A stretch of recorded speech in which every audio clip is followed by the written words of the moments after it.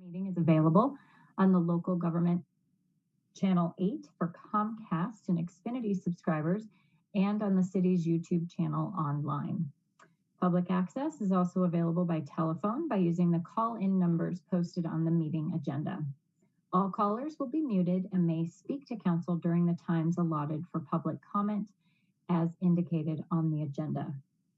If you are on the phone waiting to speak to council and are also watching the meeting on YouTube or channel 8, please know there are a couple of seconds of delay with the live stream. Please turn down your computer or TV volume as we approach the sections of the agenda reserved for public invited to be heard, so you can hear the council meeting on the phone and to prevent background noise when you are unmuted to speak.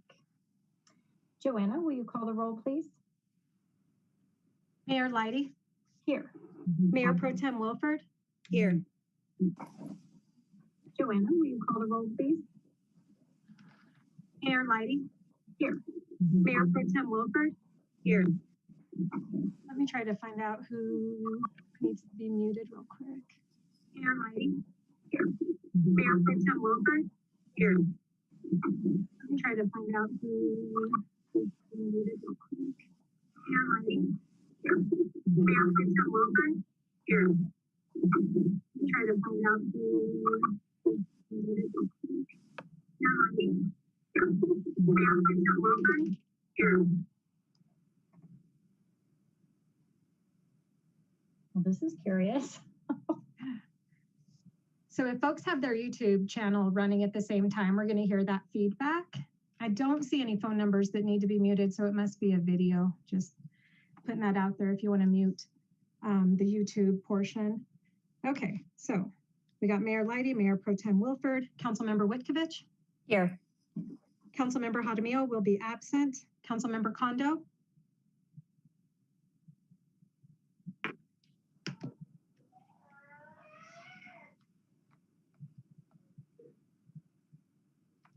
So I see Councilmember Kondo, I just don't hear. I'm not getting your audio.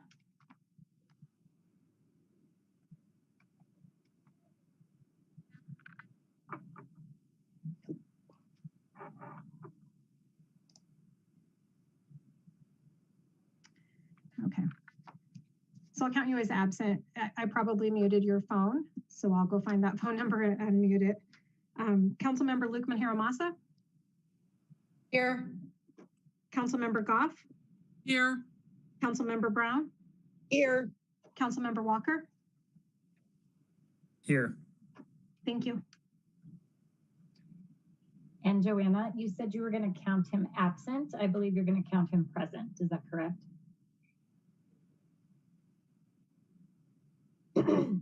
Now you're muted, so we don't know what you said, but we think you agreed. Yep, thank you. Thank you. You're still muted, Joanna.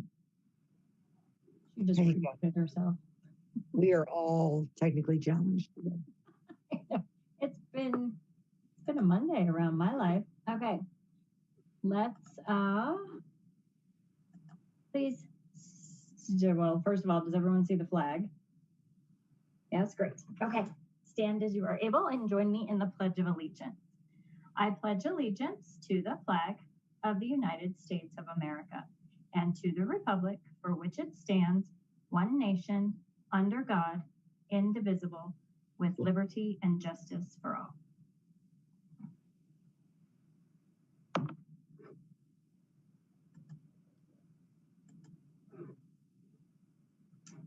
Great, thank you. City Manager Geyer, are there any responses to citizen inquiry? Nothing this evening, Mayor and Council. Thank you.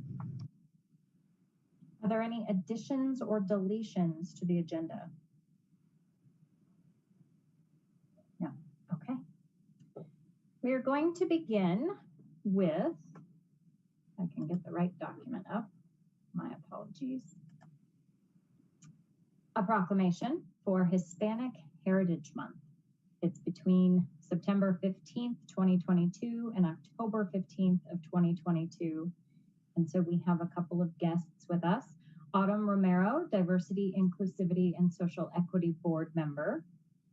as well as Tamara Dixon, our Chief Diversity Officer, are here to accept the proclamation.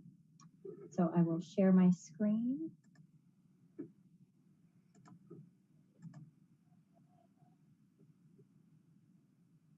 Okay. Whereas the United States observes National Hispanic Heritage Month by celebrating the history, culture, heritage, and countless contributions of those whose ancestors came from Spain, Mexico, the Caribbean, Central America, and South America. And whereas in 1968, the U.S. Congress authorized the observance of National Hispanic Heritage Week, and it was later expanded in 1988 to a 30-day celebration to honor our nation's Hispanic heritage. And whereas the day of September 15th is significant because it is the anniversary of independence for Latin American countries, Costa Rica, El Salvador, Guatemala, Honduras, and Nicaragua. In addition, Mexico, Chile, and Belize celebrate their Independence Days on September 16th, 18th, and 21st, respectively. And whereas this year's theme, Unidos, Inclusivity for a Stronger Nation, reminds us of how much strength we draw as a nation from our immigrant roots and our values as a nation of immigrants.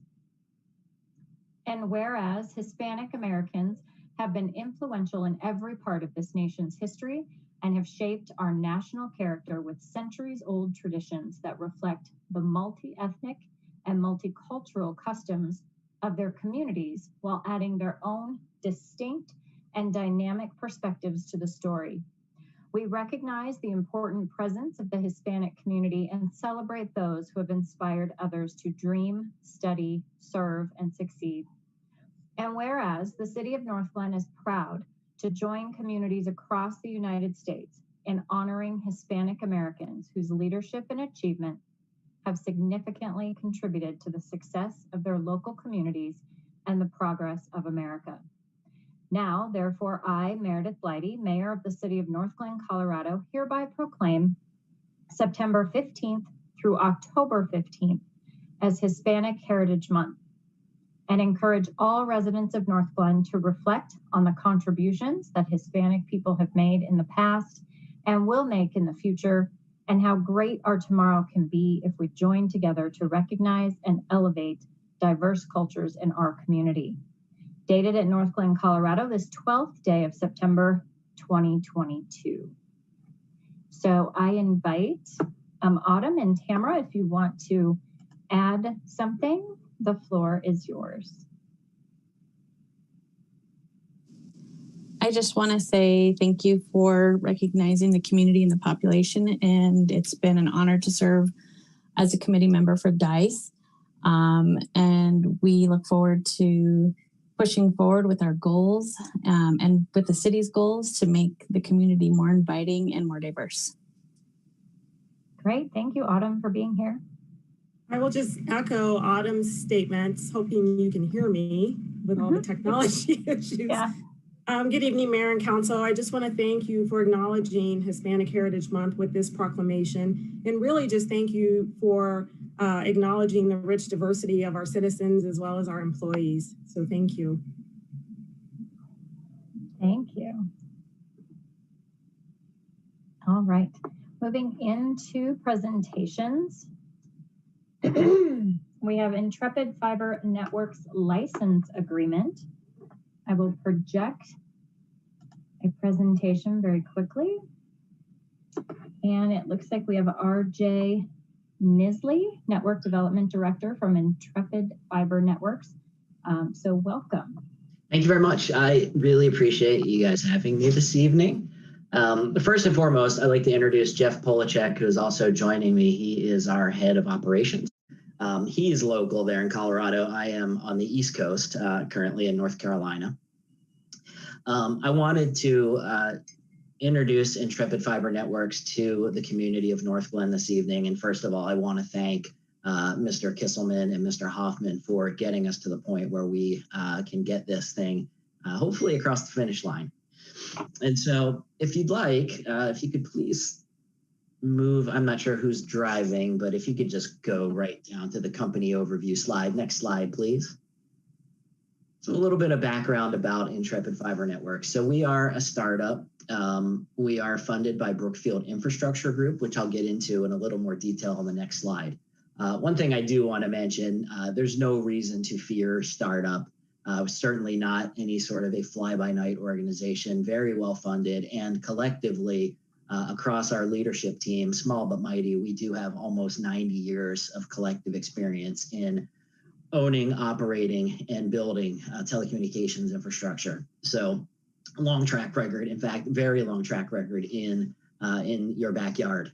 Many of our folks, again, albeit small, have backgrounds from Level 3 Communications, from Zayo, companies that should be hopefully familiar names there in Colorado.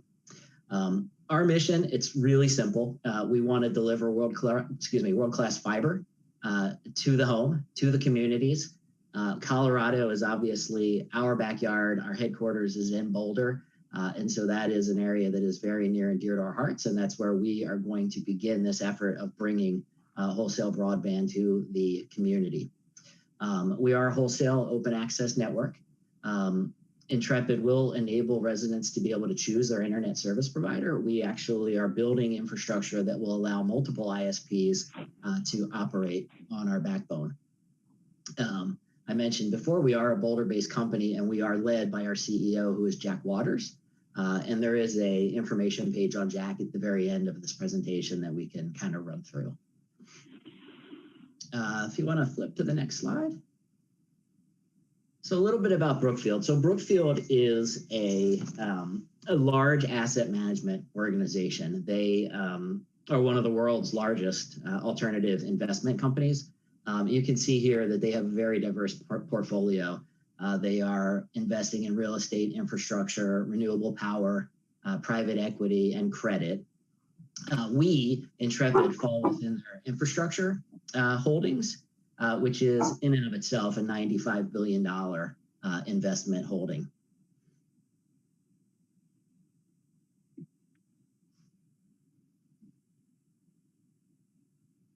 And if you want to go to the next slide, I'll tell you a little bit about what we do. So why fiber to the home? So fiber to the home, I'm sure everyone has heard and certainly has lived through the pandemic over the past few years and has realized the need to be able to have consistent, high capacity internet services to the home.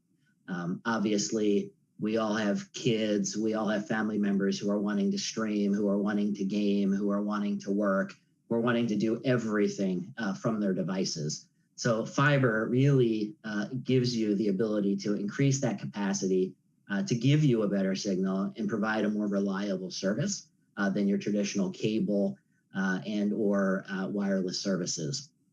And it's a very secure network, and it is also a very easily upgradable network. We know that smart home device ownership is growing, and that is all the way from phones to lights to almost every device within the home, Ring doorbells, et cetera, all are operating on internet and backbone that we would be providing to the residents of North Glen. So if you want to go to the next slide, we'll talk a little bit about the open access network. So I talked about the ability to upgrade the network. So one fiber to the home can host many ISPs. So we have the ability to sell infrastructure and our services to multiple ISPs. It's a very unintrusive network once in the ground. Once the fiber is there, the network can typically be upgraded by electronics only. So that is going to minimize the amount of disturbance to the community, to the streets, to the residents of the neighborhood. And then that's also going to be able to provide you higher internet speeds for the community. And if you want to go to the next slide. So typically the way this works is that we are going to build with a combination of installation methods. There's aerial as well as underground. Obviously, a fully underground network, albeit is aesthetically pleasing, there are some financial challenges to do so. And so we will plan to leverage aerial infrastructure where available, but also aiming to keep as much of that network underground as possible. And in the next slides, I'll show you a little bit about the mix of how that network is going to be built, particularly within the city of North Glen. So what does all of this mean? Now, this is where we kind of get into the nuts and bolts of what this is going to look like. So if you look on the right, you can see sort of a map, the outline of the city of North Glen. The blue is going to be the aerial network. Most of that aerial infrastructure, I believe, is Excel, although there may be some holes that are owned by North Glen. The red and everything you see in there is the underground construction. So a fair amount of this is going to be an aerial network. We are planning to pass roughly 14,733 homes. The network will be built by Congruix, who is also a local contractor. And on the next slide, we'll talk a little bit more about Congruix. So in total, it's about a 100-mile network, a little over 100 miles. Roughly 35 miles would be built underground, as well as 72 miles would be aerial. The timeline or the anticipated start date. So the good news here is that we have gotten to the point with Corey and Kent's help that we are at the point of readiness, I believe, for signature on the license agreement. It's been reviewed. I believe red lines have changed hands a few times, and we're at the point where we are very close to signature. For the purposes of this presentation tonight, we put together a little bit of a timeline of activity, assuming that we would have a signed document by September, October timeframe. We would begin our engineering as quickly as we can. We are ready to go. We are funded, and North Glen is absolutely on our radar to begin as soon as we can. So we would start that engineering period. Engineering would go for about 5 months, but we would also be starting permitting and construction activity as allowed. So it is a very simultaneous process, and we would be doing as much of that work collectively and together as we possibly could, with the anticipation that we would be completed with the network as shown by probably the middle of 2025. And this would obviously be a phased approach so as to not burden the permitting department, your engineering departments, with reviewing all 100 miles of this on day one.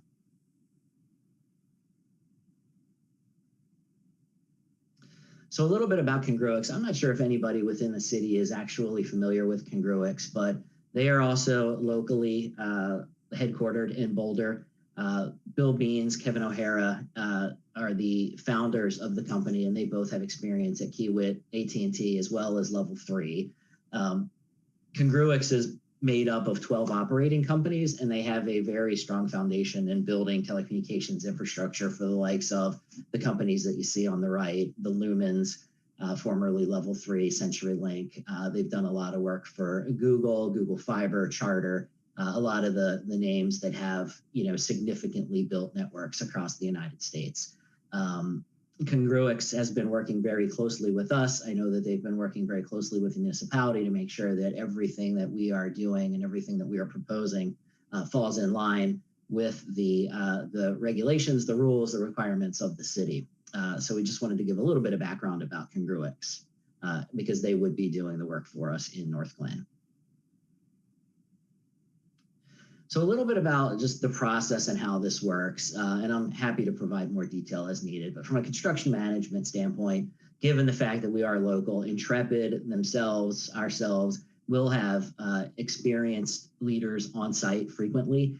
We will be out there, we will be present, we will be visible. Like I said before, this is not something where we're just going to throw money into this and then disappear. The intention is to be a very proactive and active partner with the city throughout this entire process. Intrepid has dedicated regional construction managers. We also, so in other words, we would have a dedicated construction manager for North Glen, maybe sharing some of that responsibility if we were to merge into Thornton or Westminster, et cetera. But for the most part, they would be dedicated to North Glen. They would also be supplemented by on-site construction managers.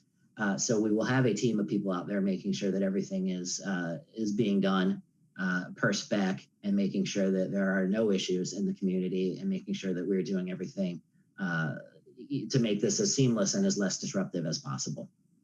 Again, mentioned we will have Congruix. They are one of the best in class, and they will be with us every step of the way on this project. So the concern, obviously, from a residential standpoint, I imagine your question would be, what do we do when we start getting calls from our neighbors when we come building down their streets to provide these services? So residents are going to be notified in advance by door hangers. So we will be very proactive and out in front of this activity to let everybody know that we will be coming through. We also will have a portal available within our website at intrepidfiber.com where residents are able to ask questions, provide feedback, and there will likely be a section of that website that will show where our future work is going to be taking place. Residents can also feel free to contact us. We will have a 24/7 toll-free number set up that they can call at any time. Those questions, concerns will be answered. If not directly by Intrepid, they will be handled by Congruix. But we will make sure that everything is taken care of very promptly and that there are no situations. From restoration and its standards adherence, again, I just want to continue to really emphasize this, that Intrepid is a member of the notification one call for 811. We are going to plan to and will follow all of the specifications that are given to us by Kent and team, as well as Excel and any other jurisdictional authorities that we encounter. And I want to really stress the fact here that safety of the community is of the utmost priority to us, not only Intrepid, but to Brookfield. Safety of the community, the residents, our employees, our contractors is treated with the highest level of importance. And that will be recognizable as we continue to do our work and work within the city of North Glen. And so this is a little bit about Jack. So Jack Waters, he is former Chief Operating Officer as well as Chief Technical Officer of Zayo. He was also the Chief Technical Officer of Level 3 and one of the founders of Level 3. He has been in the industry for well over 30 years. He has got a tremendous amount of knowledge and information when it comes to building and operating fiber telecommunications networks. And so he is our CEO. He resides in Boulder. We have an office in Boulder, and he will also, as CEO, be very visible on these projects as well.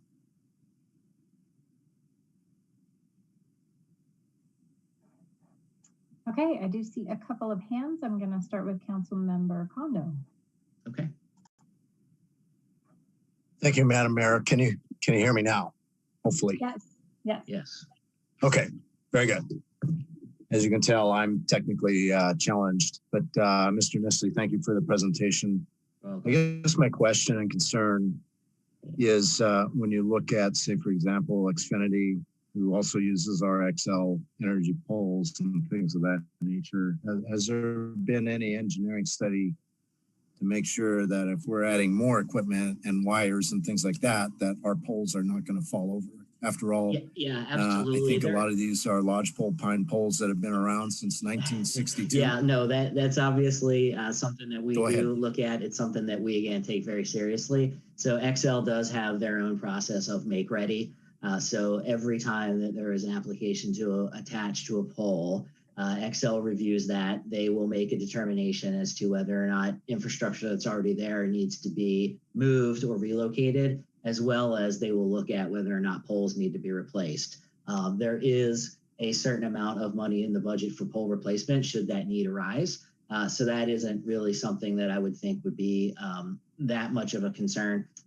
For the record, we also have had Congruix go out and take a look at these routes. They've been out driving around. They are looking at some of these lines. And believe it or not, barring a few exceptions, they are pretty clean pole lines. I don't know, Jeff, if you had anything else to add to that, but that make ready process should answer and solve all of those concerns. No, I'd add that Excel has some very strict guidelines to ensure that they're fully in compliance with the NEC, and will follow every requirement that Excel has, and they will be a significant partner of ours to ensure that we're able to attach by requirement and safely, and there'll be no issues to the pole loading or the pole stability as part of that process. Okay, thank you. Yep, welcome. Mayor. Thank you so very much. Mm-hmm. So do you anticipate hiring additional staff? Well, yeah, staff for you guys? We do, yeah. We are actually, so we are running pretty lean right now, but we are in the process. In fact, we have requisitions out there now to boost our full-time employee base, as well as we will have Congruix, who's got obviously a full staff of inspectors that are going to be on site and help us kind of support supplemental workload. So we aren't taking the eye off the ball. But yes, we absolutely do intend to hire more people locally. In fact, our CEO's mantra to date, with the exception of me, has been to hire everybody locally in that area. So yes, we will. And to add to that, during construction, that is true, but then as we maintain the network, both to install and repair customer services, we'll have on-site personnel that come, and I'm in the North Denver Metro, I'm in my basement in Brighton right now. We'll have people here locally that are supporting that effort. Do you have any idea of a head count or anything like that? Initially, to build the market, internally for Intrepid, we'll have 3 to 4 employees, and then leave behind for the actual execution of the network is either that 3 to 4 or potentially supplemented for install and repair.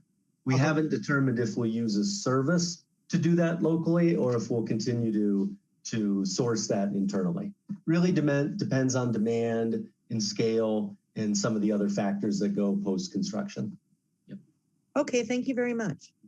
Welcome. Mayor Pro Tem Wolford. Thank you, Madam Mayor. A couple of questions from me. One is, are you going to be moving forward with projects in Westminster and Thornton, as well as other communities in Adams County? That is the anticipation. That is our hope. We are in the process right now. Obviously, we've actually started a little over a year ago. We are actively working in Colorado today, and our plan is to continue to evaluate those markets that are surrounding North Glen as well. Correct. Where are you doing other projects right now? We are working in Pueblo. Okay, just Pueblo. Okay. Yep, just Pueblo. That was our first market. That's kind of our benchmark. You guys would be number 2. Okay. And then I want to make sure that I understand the concept so that if I get any questions, I'm able to answer correctly. So you all will be installing the fiber either through a variety of different means, and then individuals who are going out to purchase internet services will continue to be able to access those services through the provider that they already utilize, or are you coming in as an additional internet provider? Yeah, we would be an additional provider. That is correct. Yep. Okay. And what do your prices look like comparatively? Well, that's a good question. Jeff, I'm not sure how. Yeah, we have 2 service offerings available right now. There's a 500 gig service that's roughly $70 a month, and a full gig service that's in the $80 a month range. The reason I'm giving you ranges is we haven't settled on those specific per market, so they could be variable depending on other factors. We also have the ability within the network to be able to upgrade that service to 2 gig, and that is a product set that's not quite available and ready for service or consumption at this point.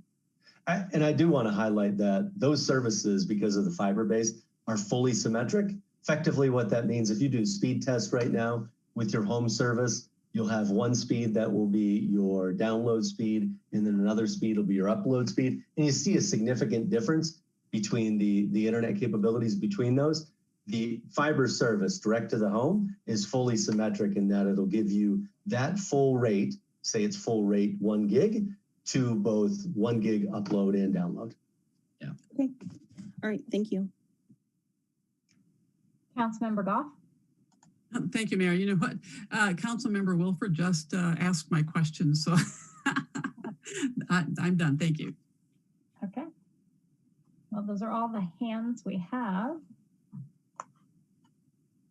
Anybody else have a question or comment? Oh, Councilmember Brown. When are you actually going to start making your appearances in public? When should people expect to start seeing you? Well, we need to finalize the license agreement. That is the next step. Once the license agreement has been signed, which I believe is ready for signature, we will begin permitting probably as soon as we can. Realistically, what we would do is have a kickoff meeting with the city to, outline our plan, to be able to show Kent and company where we want to start. But realistically, we would love to get started in the fourth quarter of this year. Diana, are you on the line? I'm curious if we could get something out onto the connection so that people are already aware and be proactive. We can, as long as council wants that to be done. And Mayor and Council, if I could, this agreement will be on a future agenda for consideration. So council will see this. It's subject to council approval. And I think at that point, discussions about how to roll it out would be appropriate. Thank you, Mr. Hoffman. That's what I was wondering. I'm like, I don't think we've totally, this is information, correct? Yeah. Okay. Well, thank you very much. We appreciate your time this evening, gentlemen. Thank you. Thank you very much. All right, we're going to move into public invited to be heard. This is an opportunity for public comment on any item not set for public hearing. Statements are limited to 5 minutes per speaker. Statements must be related to city business and limited to matters of community interest. Is there anyone on the phone who would like to speak to council? You may press *6 to unmute.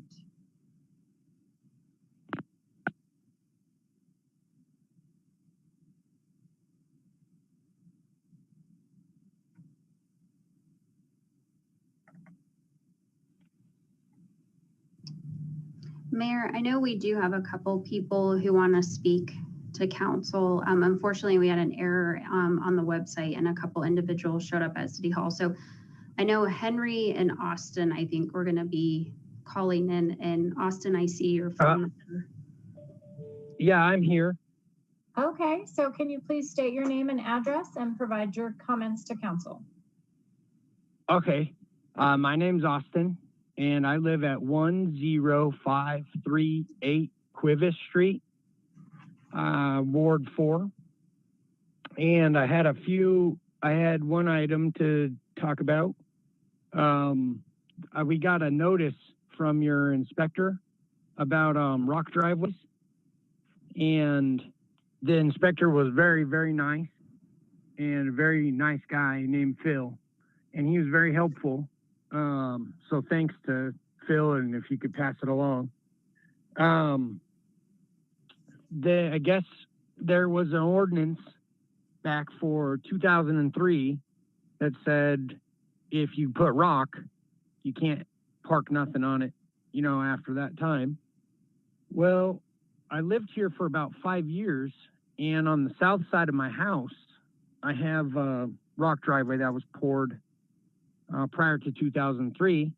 And then on the north side of my house in 2018, I put a different rock driveway, and I park a camper on there, or sometimes just a vehicle, just a car. Well, the inspector said we can't do that anymore. And I was curious, one, why the change after about a 5-year period, why we can't park on there anymore. But number two, on my particular case, and this may be an odd case, on half of my property I'm allowed, but on the other half I'm not, which seems a little odd for one piece of property. But regardless, I drove around the neighborhood, just Ward 4, not too far, like 5 or 7 blocks. And I had some pictures tonight to present to council because there's about 27 people that are parking on rock driveways, just various items, maybe a boat or a trailer or a car. And I think these folks need these driveways. So I was hoping we could get rid of that rule. And another thing is, I've had a pickup truck, a really nice pickup truck. I had a 2006 pickup truck, GMC Sierra, that I kept really, really nice. And it got stolen on the street. And I also had 2 trailers stolen on the street in about a 9-month period. Well, I called the cops and they said I need to start parking my items off of the street. And they said, park it in your driveway and your rock driveway. And I haven't had any problems after that. Well, I went to the Ward 4 the Ward 4 meeting. There was at a park, and I talked to Shannon. Our other girl, I forget her name right now. Oh, Jenny, she wasn't there. But I talked to Shannon about this at the meeting, and I told her, you know, the cops are telling me park off of the street. Well, the chief of police happened to be there, and I brought it, or, you know, Shannon brought him over, and he said, yeah, we're telling people park off of the street because the crime is so high, not just in North Glen, but everywhere around the Denver metro, that there's vehicle theft and auto theft. So long story short, I was wanting to get rid of the reason that we can't park on rock driveways. And I'm hoping city council can help with that. Finally, I think that's all about that I got. Thank you, Austin. We appreciate it. No problem. Okay. It sounds like there's someone else on the line.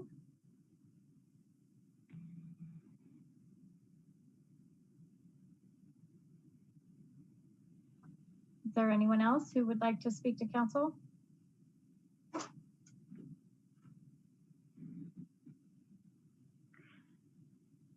Hello, good evening. Can you hear me? We can, thank you. Please state your name and your address and provide comments to council. Hi, good evening, Madam Mayor and council members. My name is Stephanie Wild, 12155 Park Boulevard, Brighton, Colorado. I am the executive director at the Riverdale Animal Shelter. And I just want to express on behalf of the shelter staff support and hope that the CB 189 trap neuter return process for community cats will pass this evening.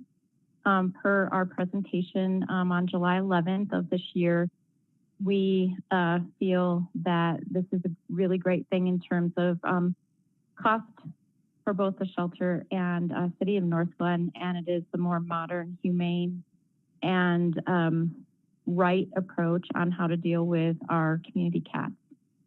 Thank you. Thank you. Is there anyone else on the line that would like to speak to council?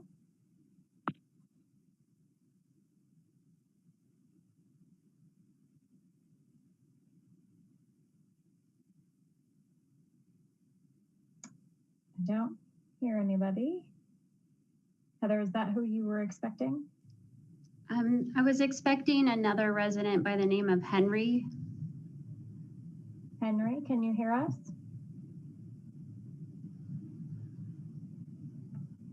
If he's not on the line, I've communicated via email with him, and I'll follow up with him and make sure okay to get his concerns addressed.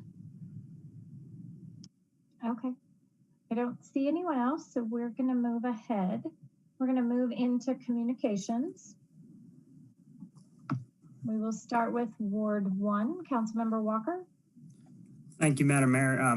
Forgive me, I was unable to attend the NADA meeting as I was sick towards the end of last month, so look forward to attending next one. So I have no update from them at this time.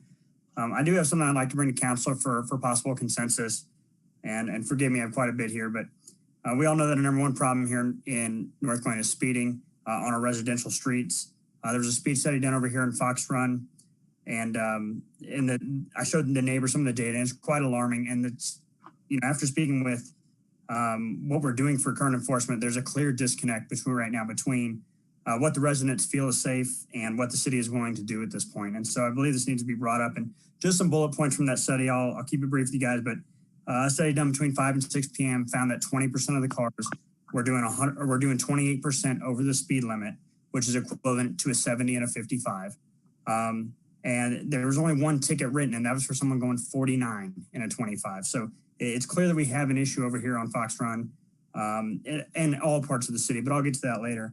When I showed the neighbors this data, a majority of them feel like anybody that's probably going over 32 it probably needs to be ticketed because that's quite, that's pretty fast in a place that has 3 parks, 2 bus drop-offs, and residents using it daily.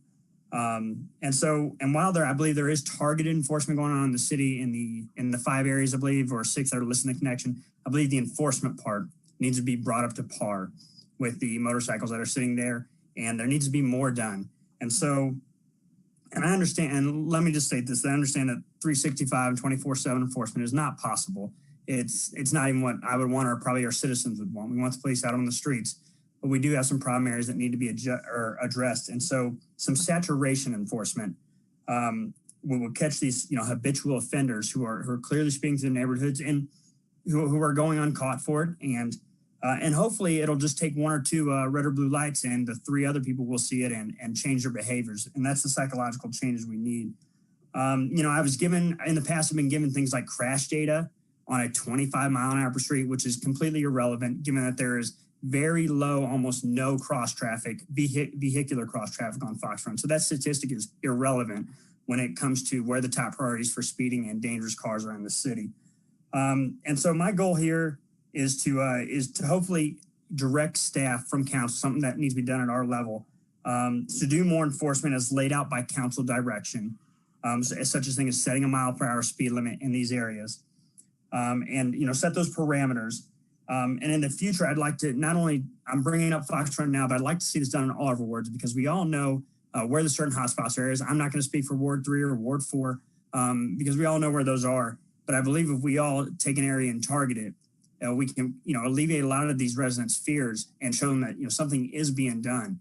Because I believe one ticket, a 49 and a 25, there are far more offenders going down the streets right now, and something needs to be done. And I think it's something that we need to direct from council to the staff to get this done. So I would like to ask for council consensus tonight. If you guys have any questions, but let me know. But for saturation enforcement discussion, for not only for Fox Run, but for our city and some areas that we direct or that our residents bring to our attention. So is that anything anybody has any questions on? So council member, I'd like to piggyback a little bit, but also I know when we have conversations about speeding, when residents bring it forward, we ask them to go through the No Need for Speed program. I think my hypothesis is that Fox Run Parkway is different in the sense that it's not a neighborhood street all by itself. Yes, ma'am. And so I will concur that it is probably the fastest street in my neighborhood. It's scary. And so I totally understand what you're talking about. And I'm not quite sure what the data would say about enforcement or how often officers are over there. I think the tricky part is to figure out when. If we were to do a speed study, I don't think lunchtime makes a whole lot of sense. I think, possibly in the morning or in the evening or even at night when the fast cars come out. But it's something I do think we should look at, and especially for the other streets across the city that don't necessarily identify as neighborhood streets that might not work well for the No Need for Speed. Councilmember Kondo? Yes, ma'am. I was going to just chime in. It seems to me, casual observation, a lot of the sort of speeding occurs around the rush hour time frame, or for that matter, when parents are trying to get to kids to school. But I also agree that perhaps maybe what Councilmember Walker is suggesting is that we look at streets that aren't necessarily defined as a neighborhood street. So I would be in support. Councilmember Brown? So, Councilmember Walker, are you suggesting that we do a study session? Yes, ma'am. Is that what you want as a study session? A study session item to talk about either saturation enforcement or how we want to go forward to address this. And Madam Mayor, to address yours, I do have some of the data from that speed study I'd be happy to share with council from different times too. So I know that we've had some problems over here on Irma, and you guys know that I have complained about it for those of you who've not been on council for 7 years. I've been complaining about it for 7 years. I would like to do a speed study session, you know, where we can discuss this out. I think where the only part where my concern lies, and Councilmember Walker, you and I have kind of brushed around it, is that what is acceptable? You know, what, and that can come in our study session, but what is acceptable? Because you're not going to have everybody being able to do 25 miles an hour down the road, right? So then what is acceptable? And I'd rather not have that number out there either. Otherwise, people are just going to bump up their speeds to get to just that number. You know what I mean? So I'm not sure what the resolution is, but I would back you in a study session because I think that as a council, we haven't been as deeply involved in it unless it's a neighborhood that wants to do safe streets. We haven't been involved in the discussions on how we're going to combat this problem. If we're not giving tickets, if we're not, if we see the drone fly over the stop signs and they see 71 cars roll through the stop signs, you know, we're not doing anything. So I totally agree with you. I think a study session is appropriate. And I do understand, I'm sure Chief is here, and I thought I saw Deputy Chief here too. I get that we cannot, you know, have somebody on our streets 24 hours a day. I totally get that. And that's not what our residents want. But what we want is some kind of a, I know what you want, Nick, Councilmember Walker. I know what you want. And I want the same thing, but I'm thinking about Big Blue when I drive down the street. Big Blue goes 29 miles an hour if I don't have my foot on the gas pedal, you know? So, I mean, what is acceptable? So I am very open to having a study session regarding this subject. Sounds good. Mayor Pro Tem Wilford. Thanks, Madam Mayor. I'm definitely on board to have the conversation. I appreciate Councilmember Walker bringing it up because it's, you know, I didn't necessarily recognize that our no need for speed study program doesn't cover these larger non-residential roads. And I think it's a conversation we definitely should be having because I will tell you, I hear all about speeding on 104th and on other larger, or I'm sorry, busier non-residential roads throughout our city. So definitely down for the discussion. Does anyone else want to chime in, or Councilmember Lukman Hiramasa? Yeah, thank you, Madam Mayor. I will just go ahead and also voice my support. As Mayor Pro Tem just mentioned, there are some streets that don't quite fit into residential neighborhoods. So I support any study session because it is, I suspect, probably the #1 complaint that all of us get quite often. And I agree, you know, we need to look at how and what we can do. Thank you. Councilmember Goff?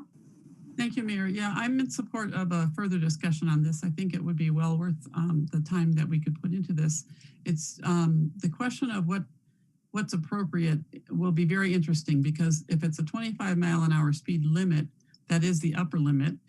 And so, to say anything about how, well, we'll accept anything, well, it's okay if you go 5 miles over that, then people will probably just go 5 miles over that. So that it's going to be, I'd be interested in knowing maybe what other municipalities, like if there's a standard practice or something like that, so we could have something to compare with.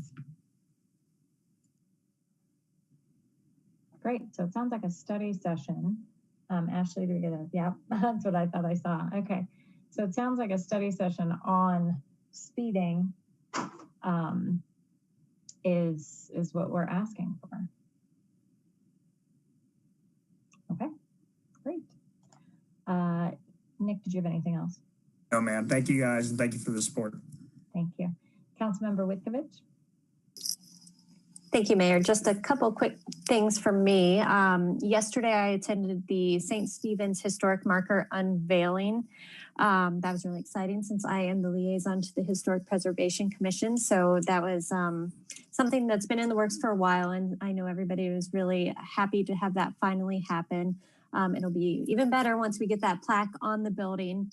But it was a pleasure to actually be able to tour that building because I'd never been inside of it before. So very cool, great little piece of history we have here in North Glen. And finally, I just wanted to plug our Ward 1 neighborhood meeting. It's happening on Saturday, September 24th at 10 o'clock a.m.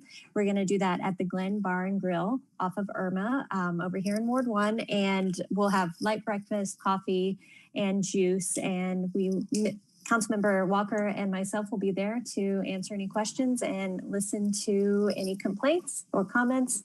We look forward to it. Everybody, please come out. Thank you. Councilmember Brown. Well, thank you, Mayor. First of all, I just wanted to give my condolences to the Arvada PD for the loss of their officer. It's just tragic that, you know, every time something like that happens in another city, I always think about our men and women that are out there protecting us, and it's just another senseless act. So my thoughts and prayers go out to the Arvada Police Department for those. We had our ward meeting. We had a pretty good reception over here at Malley Park. We sent Chief chasing down a guy on a motor scooter that I almost ran over today, Chief. It was a really good, it was a good meeting. It was well attended. Our speakers were very good and very knowledgeable. And I think that safety was the #1 concern of the people that were there.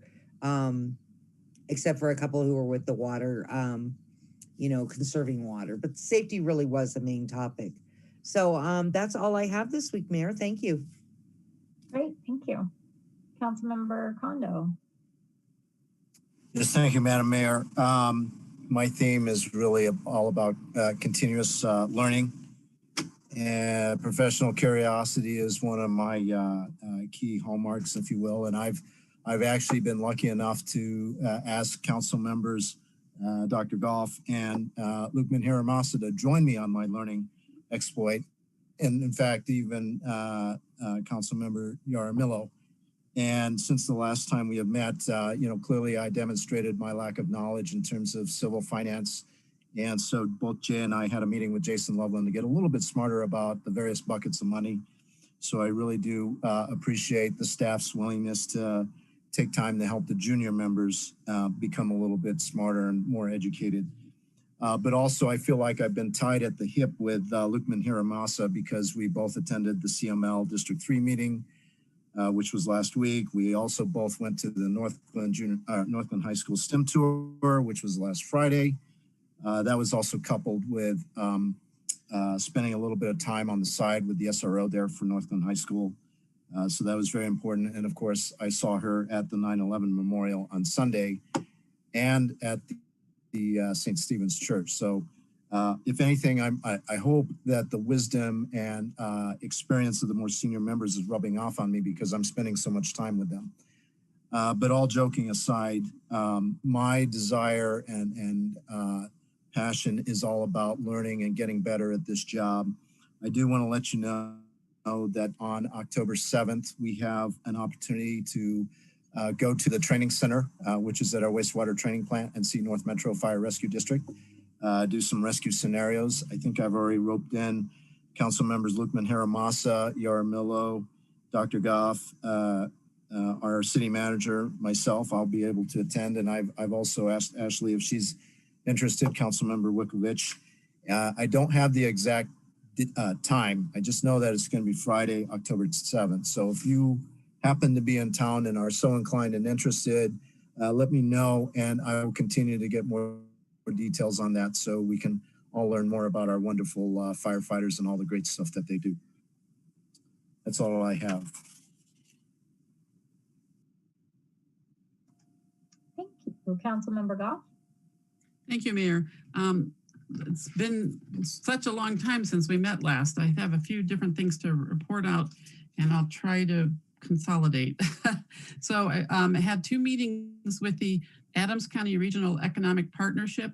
There was an executive council meeting on September 1st, and then September 8th, we took a bus tour of Adams County and also some areas north of Adams County to see some of the plans for future development. We went all the way up to Firestone, where they have a new quick trip. It's not exactly a truck stop, but it's like a gas stop for trucks and cars. And they're famous for their breakfast pizza, which I have here is really good. And I did also hear from our economic developer, Debbie Tuttle, that North Glen is going to get a quick trip stop at the Carl's Dairy Farm. So that was pretty exciting news as far as that goes.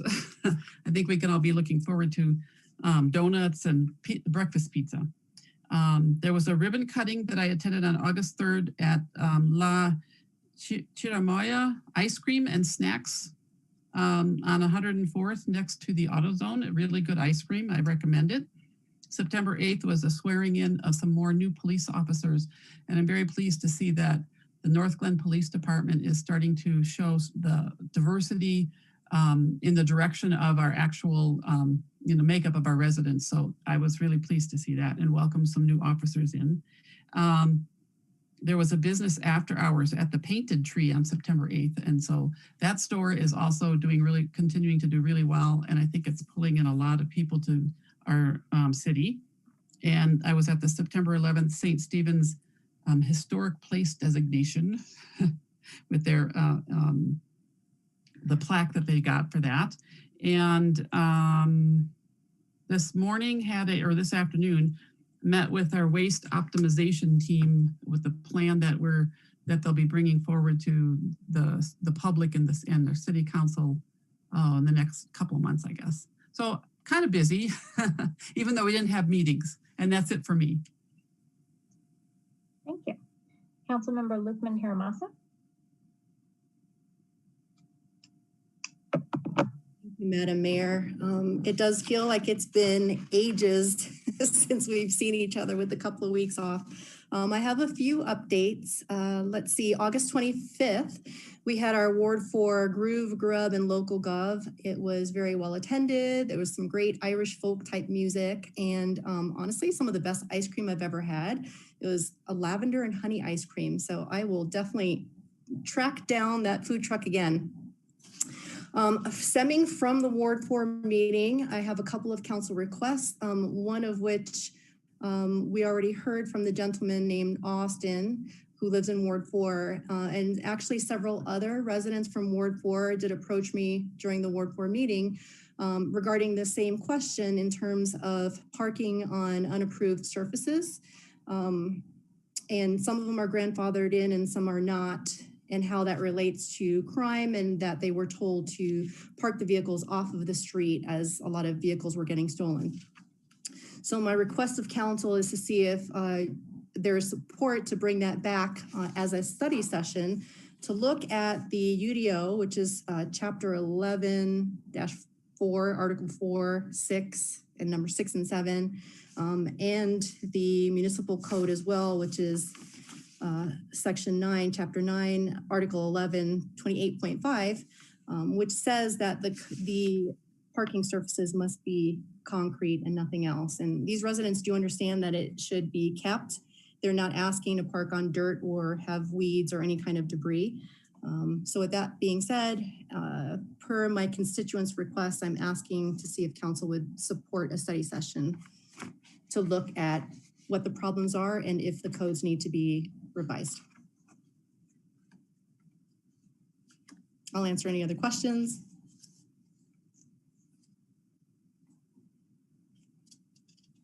I think Becky has a question. Yeah, Councilmember Brown. Hi, Shannon.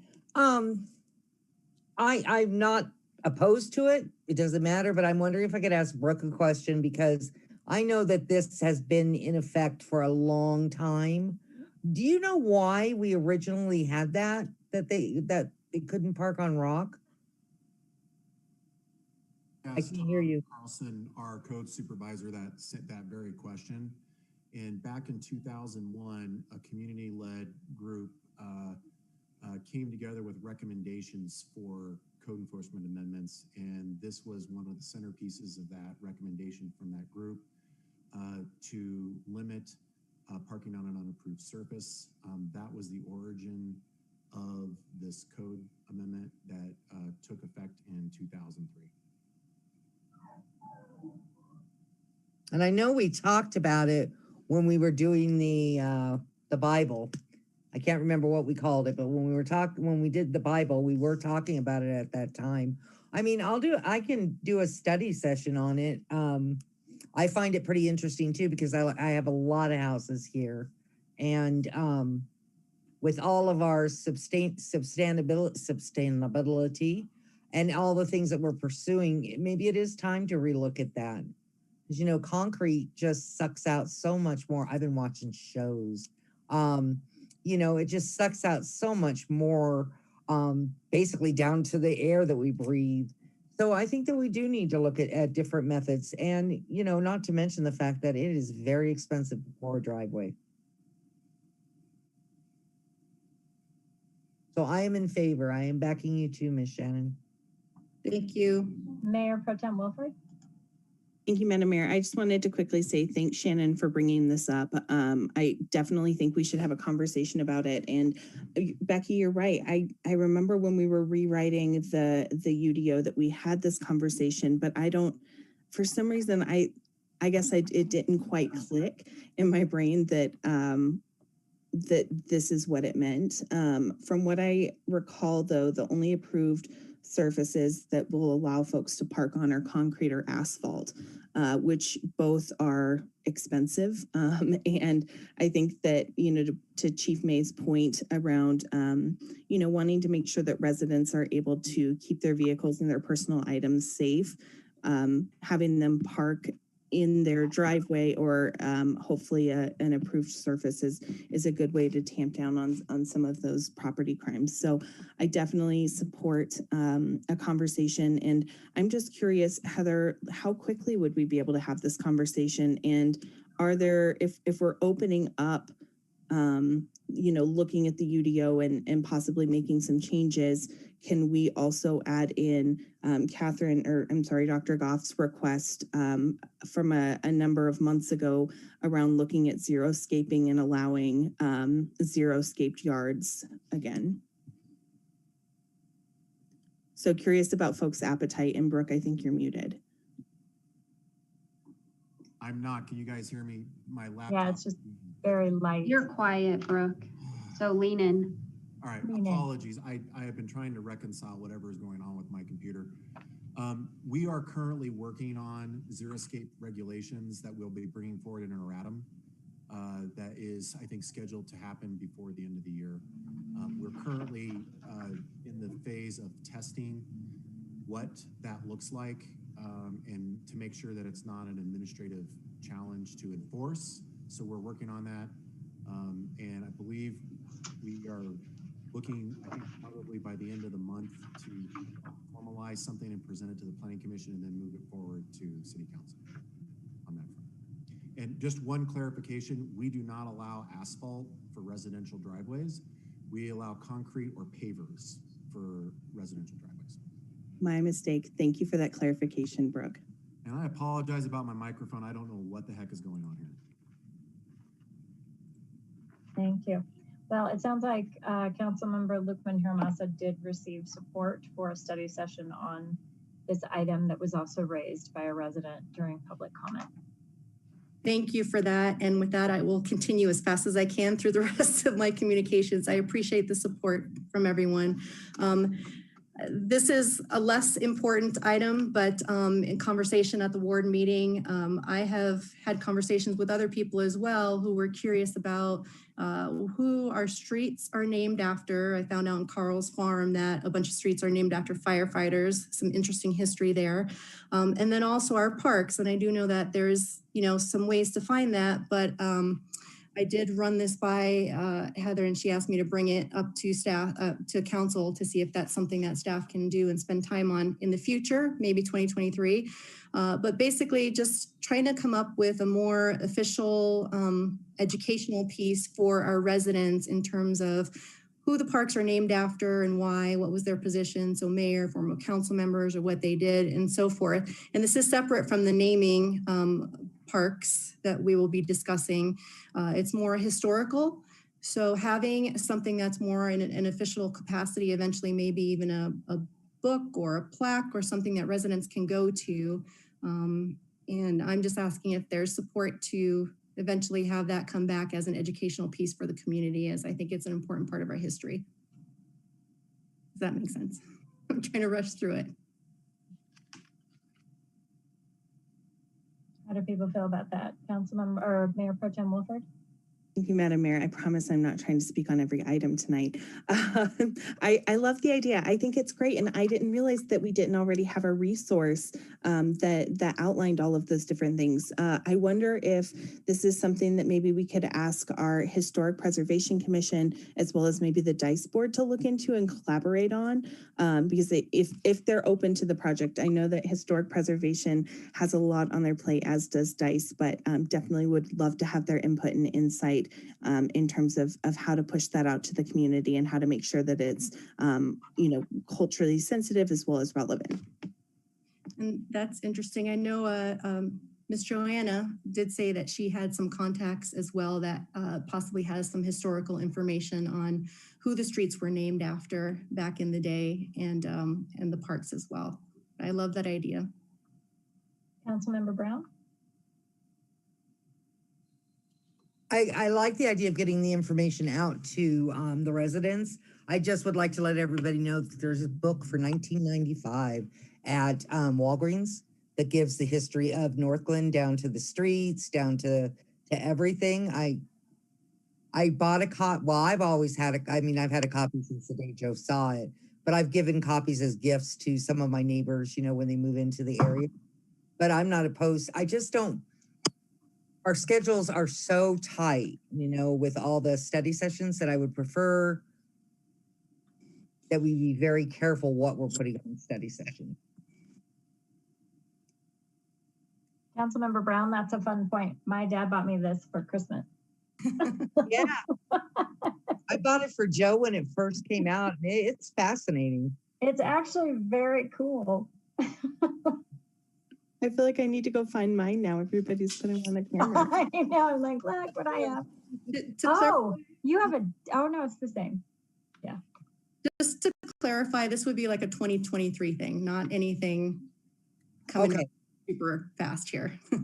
Cool. On our staff. We could have a conversation, but I think it's more of a communications thing with Diana's team, to gather information first. That, because I got to tell you, I wouldn't even know where to start. So I would think it would be Diana's team. So I don't want to just go into a study session without having something prepared, to at least know what direction we're talking. Maybe we'll do a book club with our City of North Glen book. That's actually a good idea. We'll do quizzes and we'll have masterminds and all that good stuff. Everyone, chapter Friday, and then we can have tea. We'll have a quiz.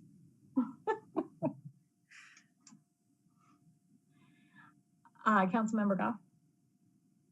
Thank you. I will mention this to the diversity board, but I guess I might want to wait and find out more what's coming back to us in terms of the DICE board could maybe make recommendations for future names like we have already, but I'm not sure what we could do about names that have already been named. I mean, that's just search. But I'll ask that people what they think there at our next meeting. I'll ask them what they think about it. And, I don't think anybody's reluctant to do anything. It's just we need maybe a little more clarity. I agree. We should probably have that researched first. But it's for a future thing if there's support. We're not talking about changing the names of existing parks. You just want details on who Bill was. Just historical, straight historical facts. Perfect.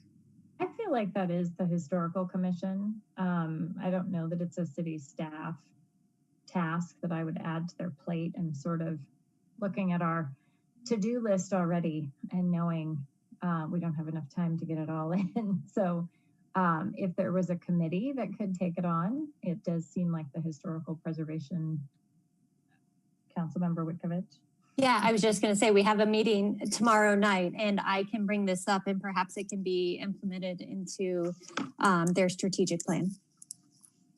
That's a great idea. Cool. I think that sounds great. Shall I move on, Mayor? Yeah. Mayor? Okay. September 7th, I will just go over these super fast. As Councilmember Kondo already mentioned, that we did a lot of events, same event. So I attended the CML District 3 meeting, which is always great to get excited about the upcoming legislative session and how they're going to advocate for our cities, and to hear what other cities are doing, what are their issues, and what things they're hoping for to see this legislative session. So that was kind of the big topic then. I attended the Painted Tree After Hours event on September 8th. It's always wonderful to see all of the cool vendors and their items. Please continue to support them.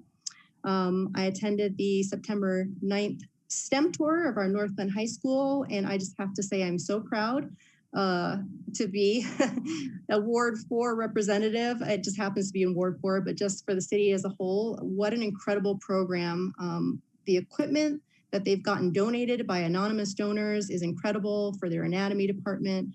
Just really high level education that our students are getting. So I just want to say thank you to the STEM directors that took us on a tour, and our SRO as well, who sat down and and chatted with us about what they're doing for the safety and well-being of our students, what a typical day for an SRO looks like, and how they're truly trying to make connections, and support them, more of mentoring and support versus, just looking for the problems. So I was pretty proud of that. September 11th, memorial services in Broomfield. Never forget. It was great to have a chat with Broomfield PD that were there, and Chief Ramos as well.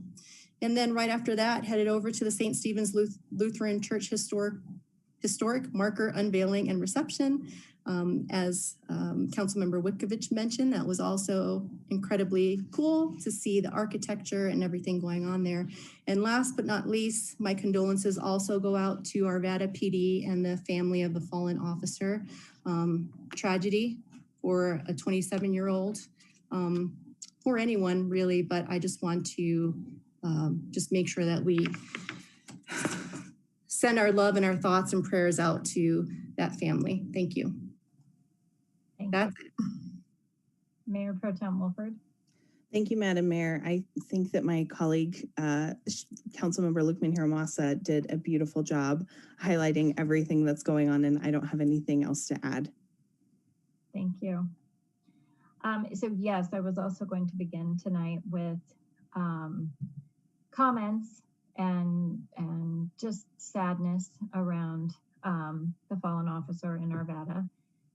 It is also, as has been mentioned, something where, we just think of our own right away and how lucky we are to have them and how fragile life is. So definitely thinking about our colleagues in Arvada. And a lot of the same events, I'm not even going to repeat it. I'm not quite sure if Councilmember Kondo mentioned Dog Days of Summer, but that was a super fun event. I did run into him there. That was probably, the most fun I've had. It was so amazing. And I just want to thank staff for doing it. The lifeguards were so incredible and friendly and welcoming. And they were there on hand because some of those furry friends got into deep water and weren't quite sure how to get out. It was just a really fun way to sort of unofficially end summer. And so I just want to thank staff for putting that on. I did have a question for council about proposition. Is it proposition? Yes, proposition 123. And I wasn't sure if the legislative committee had met or when you were meeting again, but let me give you the context of it. So Metro mayors on occasion puts out statements in support of one thing or another. And we're pretty careful about making sure that, you know, I don't put my name on something that we as a council don't support. So the timing of this seems fast. And so I was given a draft resolution from the Metro Mayor's Caucus, basically in support of Proposition 123. And so I wanted to talk to you about it first. The talking points that I have are very pro, and it's basically talking about, I have to say, I don't understand it terribly well. I wasn't sure. Corey, are you familiar with it? It's a housing. I am not. I know it's about affordable housing, but I've not taken any sort of deep dive into it. Okay, so it says if it passes, it'll set aside $300 million each year to fund expansion of local planning capacity and accelerate housing review timelines. It'll support local governments in expanding affordable housing options. It'll provide $6 billion over 20 years to leverage private and public financing to build 170,000 affordable homes, help renter households save money, provide down payment assistance.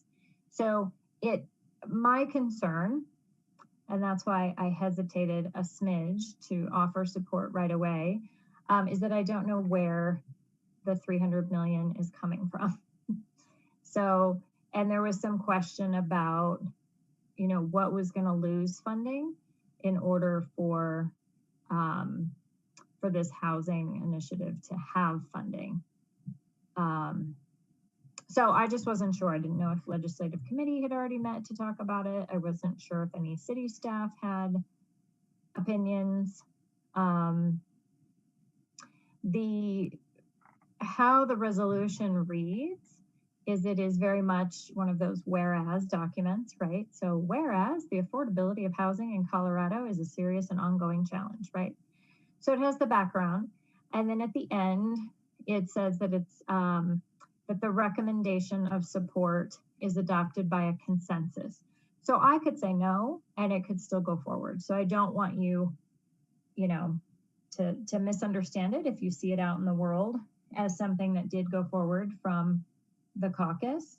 That doesn't mean that we put our name on it. I do know that Arvada was very hesitant, just based on where's the money coming from kind of thing. But quite a few mayors were in support of it already. Does anyone have any passionate views either way? Councilmember Lukman-Hiramasa. Thank you, Madam Mayor. Actually, I'm on the legislative committee and we are scheduled to meet in, I think, 2 weeks from now. So we haven't discussed any legislation, but I really appreciate that information just so we have a heads up going into our first session to talk about that. I'm hoping our lobbyists can give us more information then, because my concerns would be the same thing. Where would the funding come from, as good as that sounds? So thank you for that information. Yeah, if you guys could talk about it, I would appreciate it. I mean, it says 0.1% of federal taxable income. But there's a connection to Tabor, and I will tell you, I don't totally understand it. I know, you know, the presentations were very, you know, please do it, we must have it kind of thing. I'm just not quite sure how it relates to North Glen, how it would benefit us, and such. So if you guys could talk about it, that'd be great. Mayor Pro Tem Wolford? Yeah, thank you, Madam Mayor. I definitely think that we can talk about it and bring some recommendations back to council. Given that there are other ballot measures that are going to be obviously on the ballot, is that something that you and the rest of council would like the legislative committee to take a look at and make recommendations, or at least bring an overview of what some of the things folks might see on their ballot are? Or no? Like all of them? Yeah, I don't think there are very many. I think there are like 3 or 4. Oh, yeah. If there's not 20, then yeah. I think that's great. I mean, I always do appreciate it. I think this one in particular, you know, is being said to benefit local municipalities. So I just want to make sure that we take a look at it.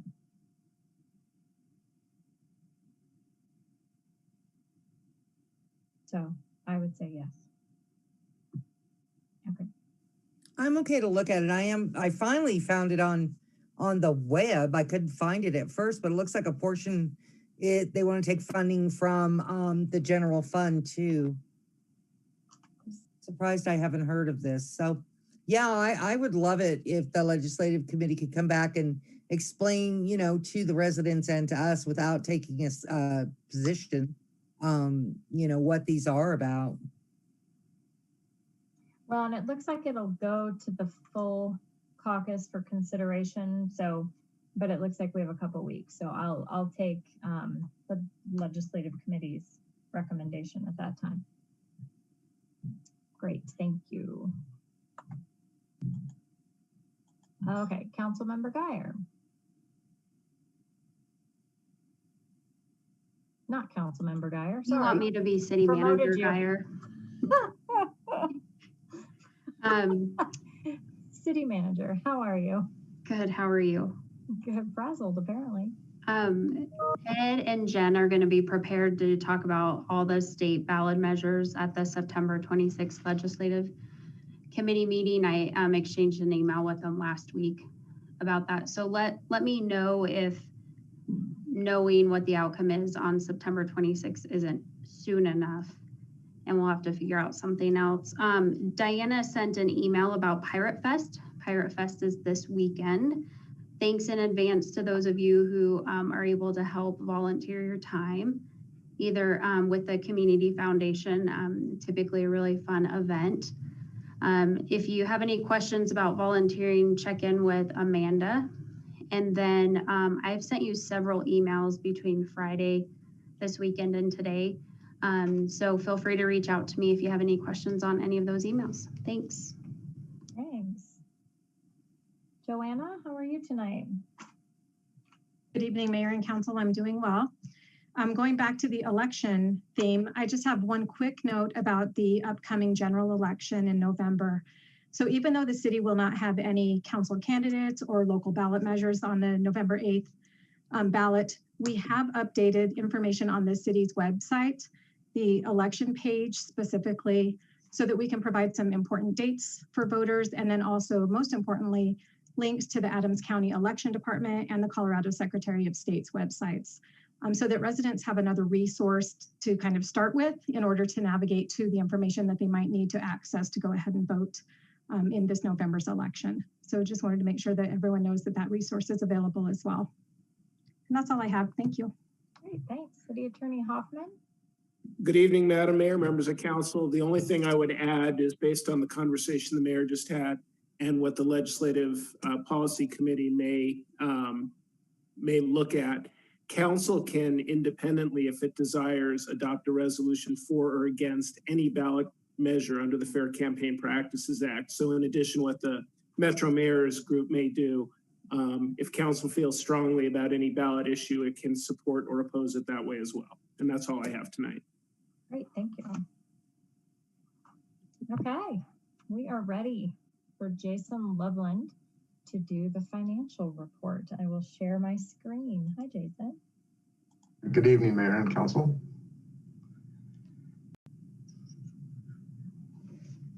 Oh, fantastic. So tonight's financial report is through July 31st. Just a couple of quick things on this. Update on sales and use tax. Sales and use tax is up 7.6% compared to last year at this time. More specifically, within those numbers, auto use tax is down 2.5%, sales tax is up 10%, food tax up 3.5%, and then marijuana tax, which we have discussed a couple of times, is down just under 17%. The marijuana tax, looking back to 2019, is level with 2019 numbers, but is still on our watch list as far as overall performance of that tax. So in the general fund, you'll see here total taxes up 1.65%. And you might wonder, wow, that seems really low compared to what we may have expected. So within that number, the use tax is down 20%, and that's specifically due to building material use tax from Carl's Farm in the prior year being down about $400,000. So while sales tax is up, that use tax component of that one-time revenue has an impact when we're looking at the year-over-year comparison on that line item. Other revenues, intergovernmental revenue is up 42%. Much of that is due to ARPA funding, and I believe we may have received a duplicate payment from Adams County for our road and bridge tax. So we're communicating with them. I think so we're up about $300,000 with that. Other revenues look in line. Charges for services up 80%. I probably want to take note of that. About 600,000 of that is participation charges. So the recreation center that had been down the last couple of years with the pandemic, and the facility now being larger and taking on more guests. So overall, general fund revenue is at $18.8 million, which is up just under 9% compared to last year. And then on the next slide for expenditures in the general fund,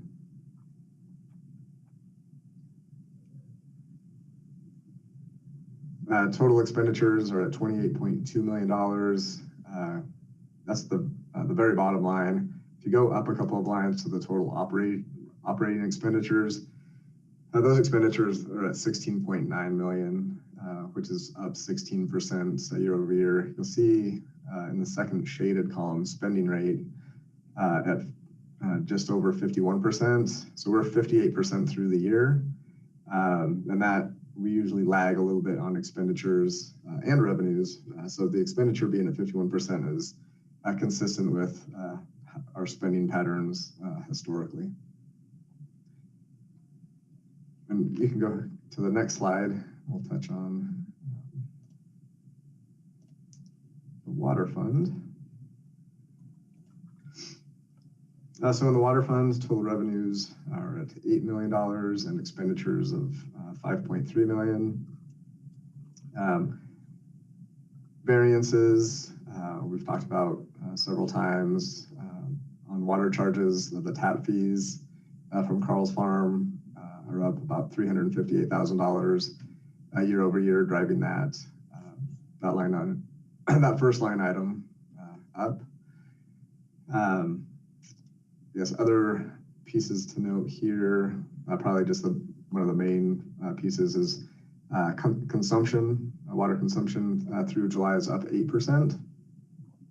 And you can see that on that blue box towards the bottom, just the water usage on the operating revenue is driving that number.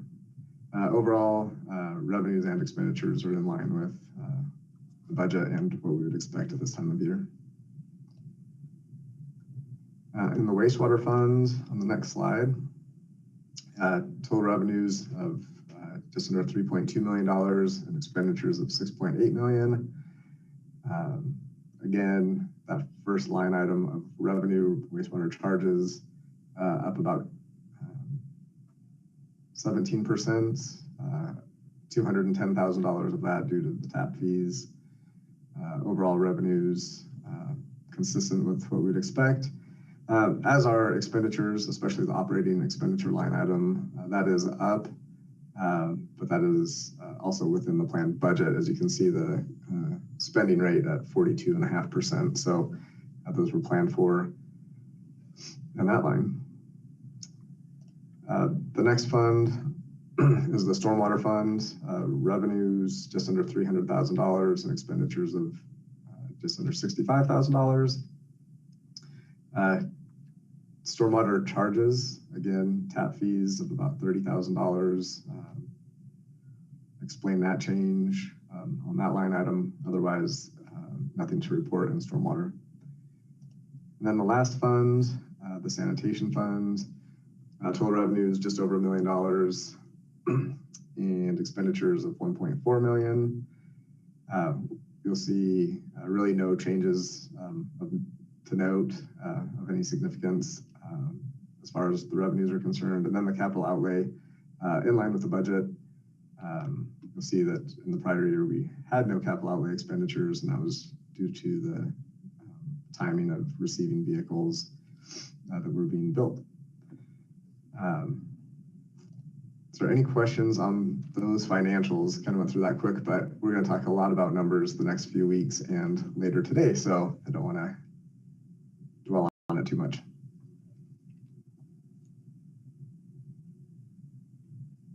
All right. Well, thank you for that, Jason. We appreciate it. Thank you.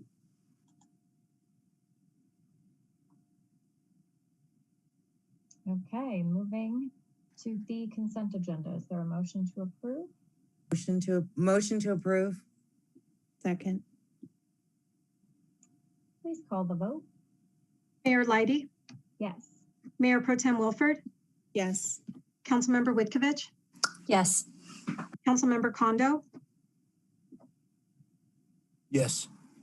Councilmember Lukman Haramasa, Yes. Councilmember Goff, Yes. Councilmember Brown, Yes. Councilmember Walker. Yes. The consent agenda passes unanimously. Great, thank you. Okay, we have public hearings tonight. We'll start with CB 1989. Joanna, will you read the title, please? A bill for an ordinance amending Chapter 14 of the North Glen Municipal Code regarding animal control and specifically addressing issues surrounding feral cats and outdoor cats. Okay, I'm gonna hit the gavel twice. I will now open the public hearing on CB 1989. Comments are limited to 5 minutes per speaker for anyone wishing to speak either for or against CB 1989. Two people have indicated that they would like to speak tonight. The first one is Chris Klein. You can press *6. Please state your name and address for the record and provide your comments. Yes, thank you, Madam Mayor. Can you hear me okay? Yes. Okay, perfect. I just want to thank Madam Mayor, members of the council, City of North Glen for taking this up and spending so much time on it. I absolutely do support North Glen having this concept. TNR is just a wonderful thing. Just for the public, I'd like to kind of explain it real quick what TNR is, why it has become so popular. Trap no return is the concept where community cats are humanely trapped by citizens. They are fixed, vaccinated, and ear tipped, and returned to the same location so they can continue living in their outdoor home. The reason this is so important is because cats multiply very quickly when they're not fixed. Community cats are free roaming. They're most often feral, which means they're not social to human interaction. Many animal shelters also practice across the country. They practice what's called SNR, same concept for unsocial cats relinquished to them because feral cats are not adoptable. Many feral cats are euthanized in animal shelters. They do have barn programs for some of the cats, but the demand for this is just so low, and many cats sit there for months before finding a new home. It costs Riverdale $26 a day to shelter an animal, so this can become very expensive for the shelter and just takes up a lot of space. Riverdale has been practicing SNR here in unincorporated Adams County for about 2 or 3 years now, and it has saved so many lives. SNR is currently not allowed yet in places like Thornton, Brighton, Federal Heights, or North Glen yet, because the ordinances have not allowed this yet. This would be a huge win for the city of North Glen and the cats. When you TNR cats, it stabilizes the territory they're in. When you remove them, all it does is open up a vacuum for more unfixed cats to move into their space, which solves nothing. Our shelters continue to remain packed, and it does absolutely nothing to stabilize cat populations. So we need to stop the cycle at the source. The more community cats TNR'd, less cats will end up in animal shelters. And research shows when animal shelters across the country practice SNR, over time they have a lower intake rate, higher live release rate, and lower euthanasia rate. Another huge benefit is the nuisance behaviors greatly diminish. Fixed cats are less aggressive, less fighting, less spraying, mating behavior stop, no more kittens being born, and the cats will live much healthier being vaccinated with less chance of catching or spreading diseases. According to the PAXA stats, 4,056 cats were euthanized in the state of Colorado in animal shelters in 2021. Some were medical, of course, but various reasons, but I can tell you a lot of them were perfectly healthy cats being euthanized because they just weren't social enough to be adopted. TNR and SNR would have prevented many of these euthanasias. The shelters are very busy. Both Denver and Aurora shelters said this summer they were at full capacity at certain points. And I know Riverdale's been swamped this year. Feral cats take up so much time and space that can be better used on other animals, saving more of their lives. Lives that can be spent on dogs. There's a lot of dogs, many, that do need that extra one-on-one time on their behavior issues, so they don't have to be euthanized. So we need to start accepting community cats in our neighborhoods and do the things that are proven to stabilize their population, because the way we handle them now just doesn't work. There are many ways to keep cats away humanely for those that don't care for cats in their yards. There's motion sprinklers, coffee grounds, lattice material, spices. There's just a lot of things to keep them away humanely. And I'm asking council to please pass this ordinance. As you know, there's been some back and forth on section 1433, being able to impound community cats for various reasons. But I hope this is something we can work through and will be absolute last resort. I hope our ACOs can educate our citizens on the benefit of TNR and why we are doing this instead of automatically removing them. I think most of the public accepts this practice after being educated on it. People want humane options for animals, not catch, remove, and euthanize. I also know there was some confusion in 1432 B and C, just about being able to bring the cats into Riverdale for SNR. But I know the deputy chief explained in the first meeting, the first reading, very well that they would be able to be brought into Riverdale. So I'm sure this will hopefully be the norm. But I just want everybody to know, the ACOs to know, I will be available if this situation arises regarding this section as far as needing a caregiver. I'm happy to be there for them, help answer questions, help get them TNR'd on my own. I just want to start saving cats, and I just don't like seeing them euthanized in our shelters. So again, I ask the council to vote yes on this and accept the TNR concept. Thank you so much. Thank you. Sounds like Stephanie Wild with the Riverdale Animal Shelter. Is she back? We did hear her before. Okay. Oh. Hello? Okay. Is there anyone who would like to speak either for or against CB 1989?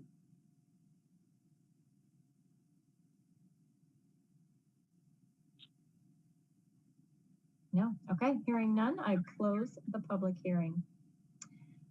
Okay, moving into ordinances. CB 1989, trap, neuter, return process for community cats. Is there a motion to approve on second reading? Move for approval. Motion to approve. Second. All right, Deputy Police Chief Randall Darlin is here to provide a summary. Hello.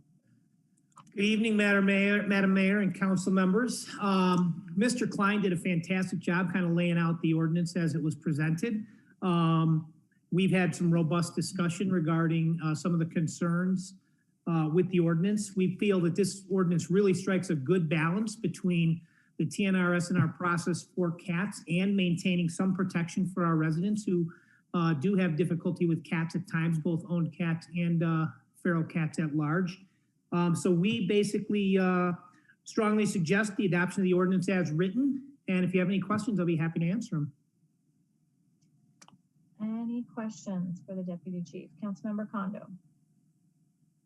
Yes, thank you, Madam Mayor. I do want to acknowledge Mr. Klein and, of course, the amount of time and effort that that both Northland Police Department and the Northland City staff have committed to this undertaking. Certainly for me, I am a dog owner, so I had to rely on Dr. Goff to kind of help me as a cat owner. Mr. Klein, I'm glad that you're recognizing that this is going to be a step in the right direction. And again, I hope this is one of many sort of moves where we're making informed choices and good decisions here, and certainly that in the future we can certainly see what the impact might be and make course changes as appropriate. But again, I wanted to thank a lot of people whose time that I've taken so that I can really be smart about the decision I'm going to make here shortly. Excellent. I don't see any other hands. Joanna, will you call the vote, please? Mayor Leidy? Yes. Mayor Pro Tem Wilford? Yes. Councilmember Whitkovich? Yes. Councilmember Kondo? Yes. Councilmember Lukman Hiramasa? Yes. Councilmember Goff? Yes. Councilmember Brown? Yes. Councilmember Walker? Yes. CB 1989 on second reading passes unanimously. Great. Moving into ordinances on first reading, CB 1990. Joanna, will you read the title, please?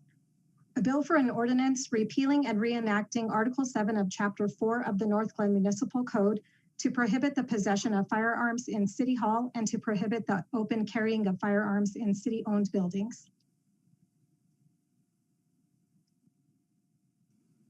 Motion to approve. Second. Okay. Deputy Chief, are you with us tonight? I am. Okay. Again, good evening, Madam Mayor and council members. So prohibiting the possession of firearms in City Hall and to prohibit open carry of firearms in city-owned buildings. This is kind of an update from prior discussions that we had. With the most recent Supreme Court decision, there are some changes to enforcement of both open carry and concealed carry within the public spaces. This ordinance really goes to address those specific concerns brought forth by the Supreme Court in that most recent ruling out of New York. And what this ordinance will do will prohibit both open carry and concealed carry within the City Hall building, which is consistent with the most recent ordinance, with the most recent Supreme Court decision, and then strengthen and give us a clearer definition on open carry within our public spaces, being both our buildings that are public and open to the public, and identify other enforcement strategies for the public space. And with that, I'll be happy to answer any questions you guys might have on, you all might have on this. Any questions or comments for Deputy Chief, or I also see Chief May? No questions. Okay, thank you. Joanna, please call the vote. Mayor Leidy? Yes. Mayor Pro Tem Wilford? Yes. Councilmember Whitkovich? Yes. Councilmember Kondo? Yes. Councilmember Lukman Hiramasa? Yes. Councilmember Goff? Yes. Councilmember Brown? Yes. Councilmember Walker? Yes. CB 1990 on first reading passes unanimously. CB 1991. Joanna, will you read the title, please? A bill for a special ordinance amending the 2022 budget, recognizing revenues and appropriating expenditures by supplemental appropriation for the payment of the costs and expenses of the municipal government, agencies, and offices of the City of North Glen, Colorado for the fiscal year beginning January 1, 2022. Motion to approve. Second. Okay, so as you mentioned, Jason Loveland has returned. Good evening again, Mayor and Council. I will go through this briefly. So as the title mentions, it's an amendment to the 2022 budget. A couple of items on here to note. I'll go through these pretty quickly. The first item, two items under the general fund were items that were mentioned and discussed at the June 6th council meeting with Parks and Recreation Director Amanda Peterson regarding fire mitigation and hazardous tree removal, and then landscaping at Centennial Park. So bringing those amendments to the budget to accomplish those two activities. The third item in the general fund is street sweeper replacement. That was actually part of the proposed 2023 budget discussion that we had over the past couple of months. Unfortunately, that vehicle that was due to be replaced was totaled a couple of weeks ago, and we are going to speed up the process and make this purchase.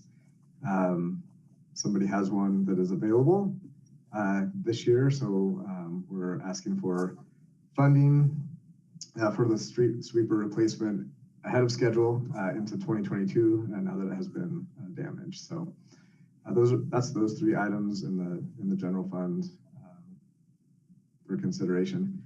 And then in the capital projects fund, you'll see the first handful of items are revenue generating due to grant awards for work at Kiwanis Pool, Rotary Park and Rotary Park Pavilion, and then also at J.C. Ballfield's Charge Ahead Colorado grant. So those items are items that will receive revenue and then related expenditures.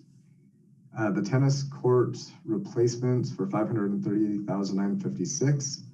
I believe that is at Wyco Park for those tennis courts. And not to any surprise, those bids came in significantly higher, as a lot of things have. And so that project is needing additional funds to move forward. The next line for the $241,000 for the road projects. Again, Weld County Road 11 and the work at 104th bids came in higher. We do have ARPA funding available to support those projects. And then the last item is Community Center Drive road work. I believe those were discussions that council had and directed staff to perform. And so the additional funding that's being put in the budget at this time of $295,000. And then last in the water fund, utility emergency response. We forecast a budget for emergencies, and sometimes the emergencies outpace what we predict. That's this case, so the project's already been done, and this is just to reconcile the additional funding for the emergency water line work. And with that, if this is approved, public hearing will be scheduled for September 26th. Is there any questions on these items? Yeah, we have quite a few. Councilmember Kondo? Thank you, Madam Mayor. Since the street sweeper was involved in an accident, I would assume that if the other party is found liable, that maybe there will be an offset here with revenue or some sort of payment. Yeah, that would be the other party. Yeah, that would be the expectation as it goes through the process. So the timing on this works out well, that there's a street sweeper available rather than waiting until if we placed an order in 2023 as originally contemplated, it'd be the end of 2023 before we would take possession. So interesting timing, but yeah, we should expect some restitution for that. Okay, very good. Sure it'll be a hefty bill on that other party's end. Actually, I got T-boned today, this afternoon in Thornton. So I certainly feel the sort of things that happen when you have an accident like that. So Goodness, I hope you're okay. That's awful. I'm good though. I'm not hurt, and the other party was not injured either. Just be careful when driving in Thornton. Wow. Councilmember Brown? Jason, what's the total dollar value of everything you want for Christmas? The total dollar value of what? I'm sorry. What's the total value that you want? I can't get my my agenda to open up. It says the server has crashed. So okay. What the total value is that you want, that you're doing the appropriation for? Yeah, so in the general funds, the total additional expenditure is $519,135. in the capital projects fund, the net of the two, well, the total expenditure ask is $2,103,553. And that has an offsetting revenue of $1,036,000 for grants that we'll be receiving. So about $1 million. Thank you. And then in the water fund, the total expenditure increase is $62,467. Perfect. Thanks. That's a lot more than we usually do, don't you think? Well, typically we don't have that much of a grant awards. We have just over $1 million in grant awards, which makes it significant. And then, yes, luckily, we're not usually adjusting the budget for street sweepers. Yeah. Okay. Thank you, Jason. Sorry, Heather, I can't open on the City of North Glen website. When I try to open a packet or something like that, because I had my packet on. And You're correct. We're having a server issue.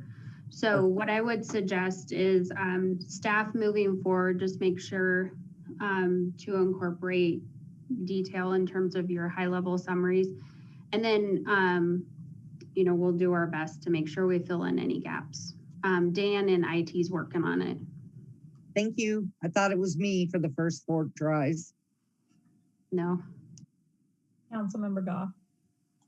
Thank you. Yeah, I was, all those links were working yesterday, but today, right now or whatever, they're not.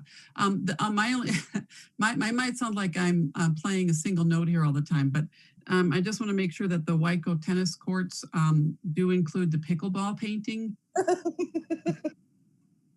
How did I know that's where you were going? Oh, Lord.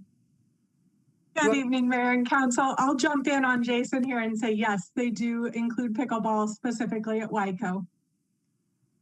As soon as I see them, Catherine, I'll go take pictures for you, okay? Yes, tell me when they're ready. I'll be out there playing. Thank you. I don't see any other hands. So Joanna, will you open the vote, please? Mayor Leidy? Yes. Mayor Pro Tem Wilford? Yes. Councilmember Whitcomb? Yes. Councilmember Kondo? Yes. Councilmember Luke Manjero-Massa? Yes. Councilmember Goff? Yes. Councilmember Brown? Yes. Councilmember Walker? Yes. CB 1991 on first reading passes unanimously.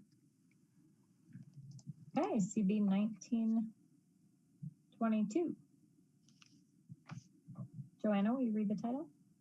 A bill for an ordinance amending section 5-3-6 of the North Glen Municipal Code to establish an exemption from the city's sales and use tax for certain retail delivery fees and carry-out bag fees enacted by the state of Colorado. Motion to approve. Second. All right, Jason Loveland, our Director of Finance, is here to provide a summary. All right, thank you. So the ordinance that we're proposing to amend our local rule is in response to Senate Bill 21260 and House Bill 211162, as outlined in the memo. The first item I'll touch on is Senate Bill 21260, and that was a transportation bill that was passed that imposes a 27-cent delivery fee on all retail deliveries that involve at least one taxable item. So I don't know, this went into effect recently. I'm not sure if any of you have noticed on anything that that's being delivered to you. You should be seeing a separate fee of 27 cents for that delivery. In the memo, there's a full outline of what the 27 cents, this is state imposed fee, not city imposed, will go towards. There's a community access fee, clean fleet fee, clean transit fee, general retail fee, bridge and tunnel retail fee, and air pollution mitigation fee. So the 27 cents is to be divided about 7 times. on each of these transactions. So the importance of that fee for our municipal code purposes is our code currently states that any cost associated with a transaction is taxable. So a delivery fee would indeed be considered taxable. So since this is a state imposed fee, although our municipal code does state that the fee is taxable currently, we need to amend this to not tax that fee, the 27 cents. So if you have something delivered for $1, you would be taxed on the dollar, the local sales tax here in North Glen. If we do not change the ordinance, you would be charged for the dollar item plus the 27 cents fee. So you'd be taxed on $1.27 is what would be charged, or what would be taxed on that delivery. So under consideration for each night is to consider language to exempt this retail delivery fee from being taxed. The second item, House Bill 21-1162, this concerns management of plastic products. So this is a fee imposed at the state level. It's a 10-cent fee on all single-use paper or plastic carryout bags by retailers. Again, this is an item that currently would go as be categorized as the cost of the product or cost of the sale, and we would in fact tax that. So we're recommending that we declare that in our code as a non-taxable fee on a transaction. So really quickly, Jason, all of council, you should have a copy of the packet in your email. So if you want to check your email really quickly, you can get some of these items and that way you can reference it. Yeah, it's just the agenda. Yeah, Mayor, sorry. I'll have her get you. She just sent the agenda. Sorry about that. That's not helpful.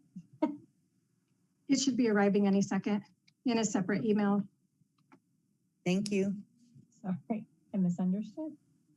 So this one's a little confusing, Jason. Do you think you could summarize quickly again?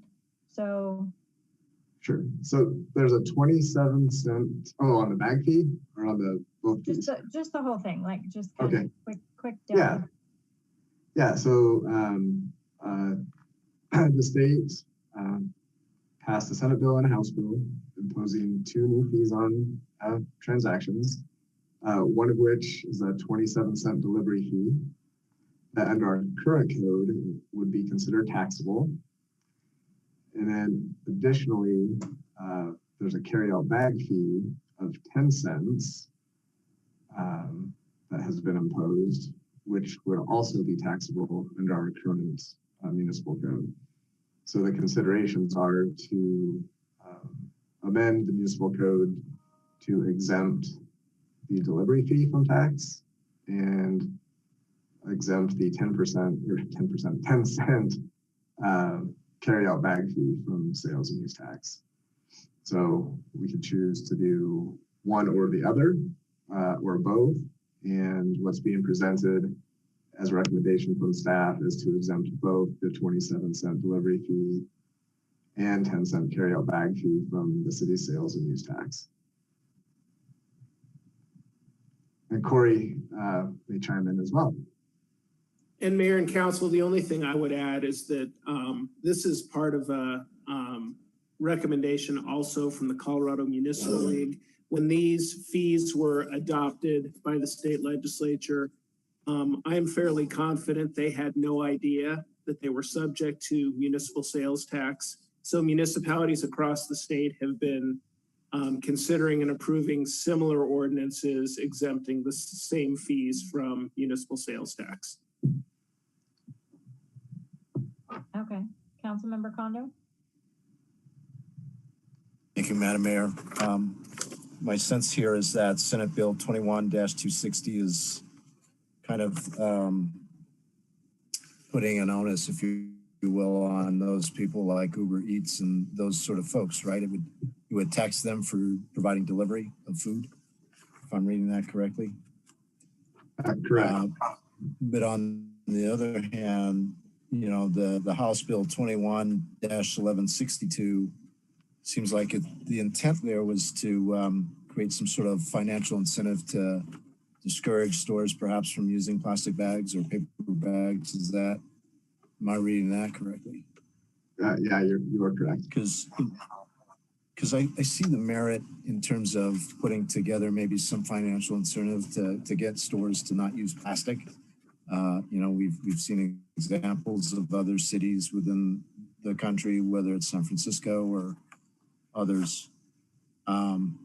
Certainly, I do feel like the 27-cent onus on delivery people, which, you know, they're working on slim margins to begin with, seems to be unreasonable. But can anybody on council convince me that maybe the second one, you know, 21-1162, also is onerous and not desirable? Mayor Pro Tem Wilford. Yeah, so Councilmember Kondo, what we're discussing right now is it's not actually the legislation, because the legislation's already passed and the fees are already established. And so what we're talking about is whether or not we are going to tax that fee.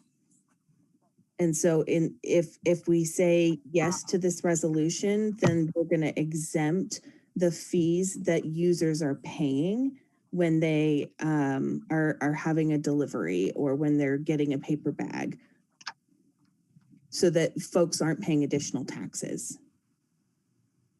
Does that make sense? Yeah, I get that.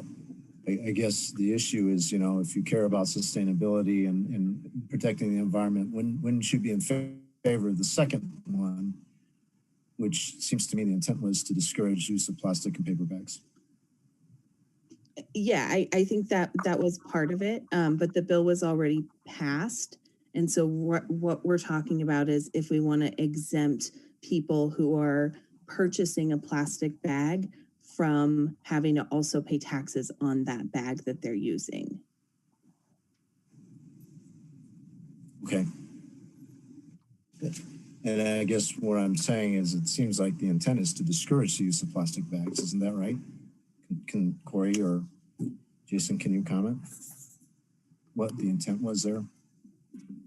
I can never comment on what the intent of the legislature is, although I assume that's the case. But again, I can't emphasize enough that it's not about the fee itself. It is about whether we are going to derive revenue from the fee that's being imposed. And I think the concern from CML and the concern that is trying to be addressed by this ordinance is that no one contemplated that, when the legislature imposed this fee, that it would be subject to municipal sales tax. And so that is what this is seeking to do, is exempt it. Okay. Councilmember Gobb. Thank you. So I'm wondering if this might help us make our decision. Can anybody tell us what the city tax would be on a 10-cent bag fee, say, for example?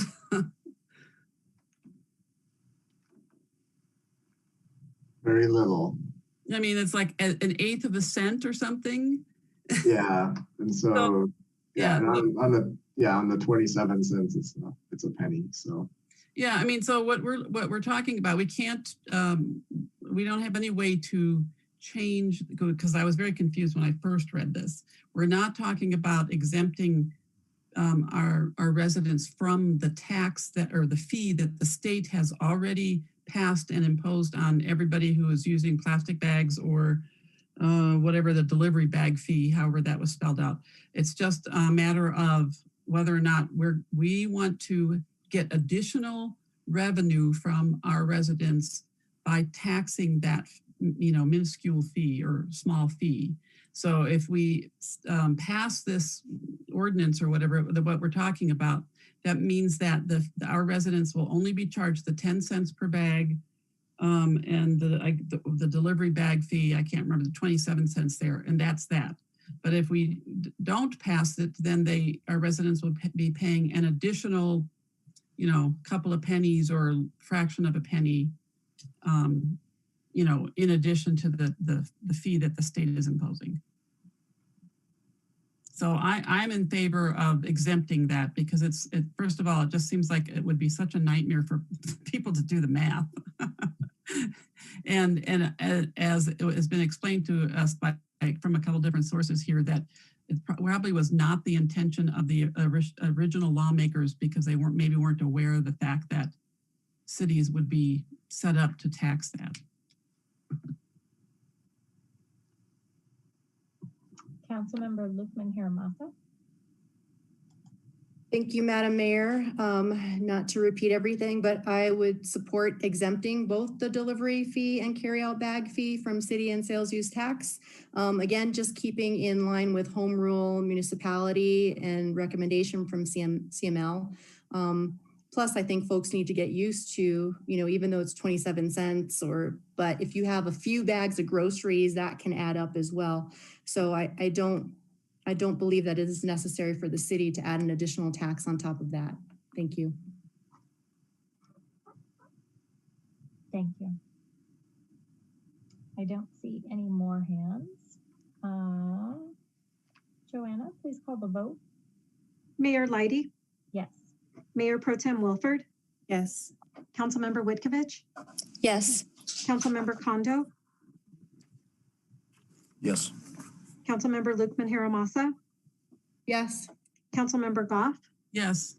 Councilmember Brown? Yes. Councilmember Walker? Yes.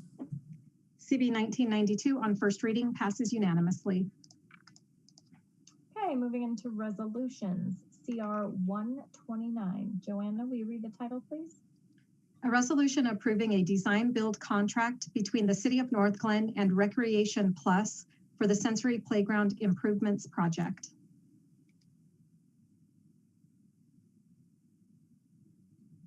Move for approval. Second.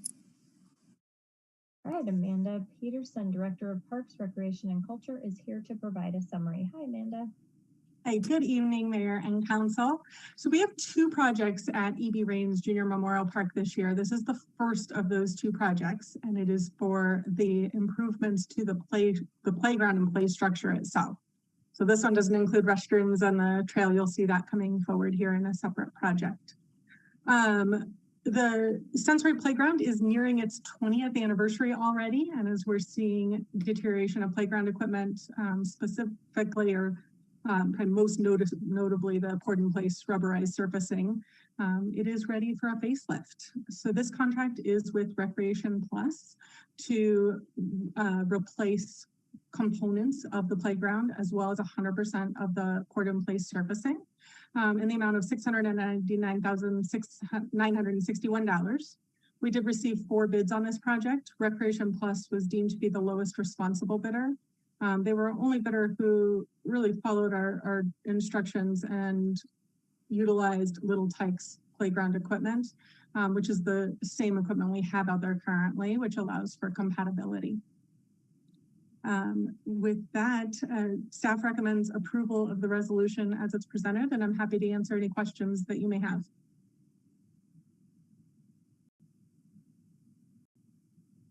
Don't see any hands. Anyone have any questions?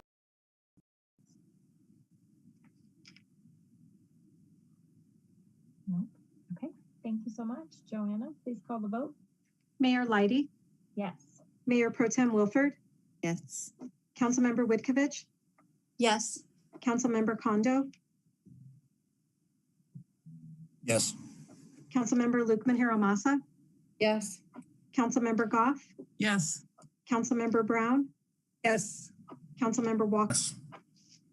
CR 129 passes unanimously. Okay, CR 130. Joanna, will you read the title, please? A resolution approving a professional services agreement between the City of North Glen and Moore, Jacofano, Goldsmith Incorporated for the Parks and Recreation Long Range Plan Project. Motion to approve. Second. All right, Amanda Peterson is here with us still. Hello. Hello again. So this resolution would approve a contract with MIG in the amount of $139,970 to complete a long-range plan for Parks and Recreation. Our municipal code does require an update to that plan every 5 years, which has historically been done in-house. We have not developed a fully new plan since the original plan was done in 1986, so it's been a few years. We have updated at points in our history annually and since 2012 every 5 years, so it's definitely evolved with us. But we haven't gone out and done that complete needs assessment, which this would include. As we look at all the changes that have occurred in our community 35 years later, we want to make sure that we're capturing those recreation needs.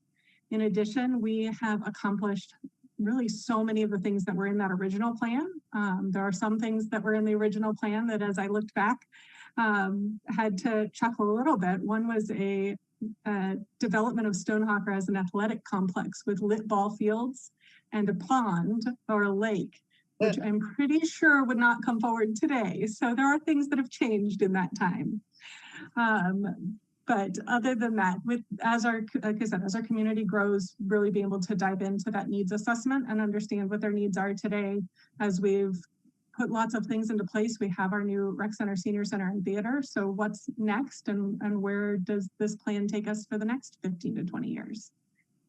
We did receive 3 responses to our request for proposal. MIG was deemed to be the most highly qualified to complete the plan, and staff recommends approval of the resolution as it's presented. I'm happy to answer any questions that you may have.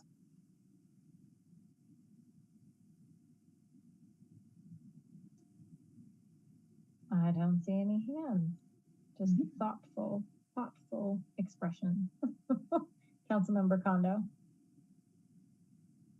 Yes, thank you, Madam Mayor. So Amanda, I'm just looking on page 2 of your memo. So we already have 140,000 reserved for this activity. Am I reading that correctly? That is correct. We have $140,000 budgeted. It came in just under that $140,000 mark. Okay, great. And so the reason why we're having to approve this is it's over 50,000 or 25,000. Is that okay? Yes.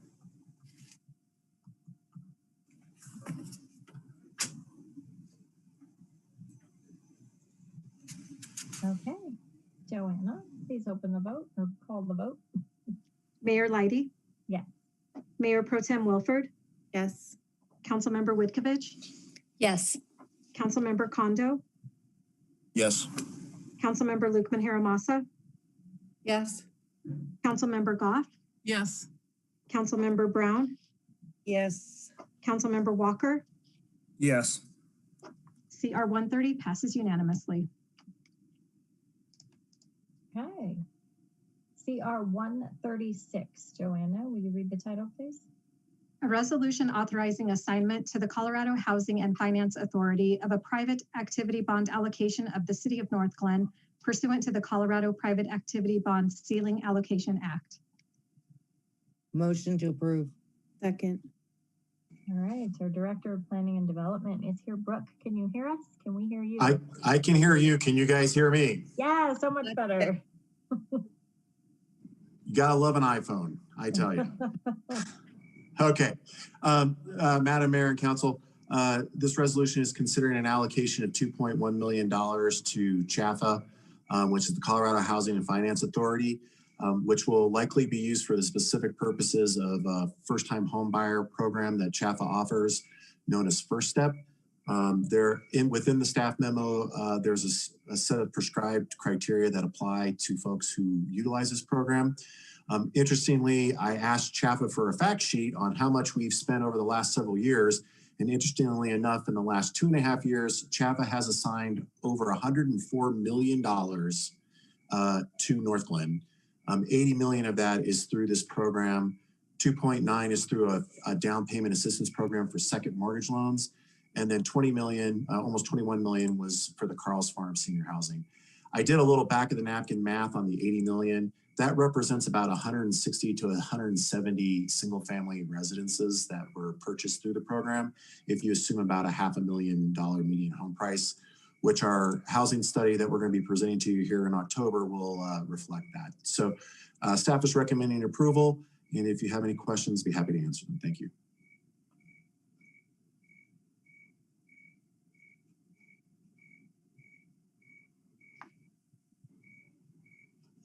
So I don't know if it's at Brooke's house or my basement, but there's a cricket.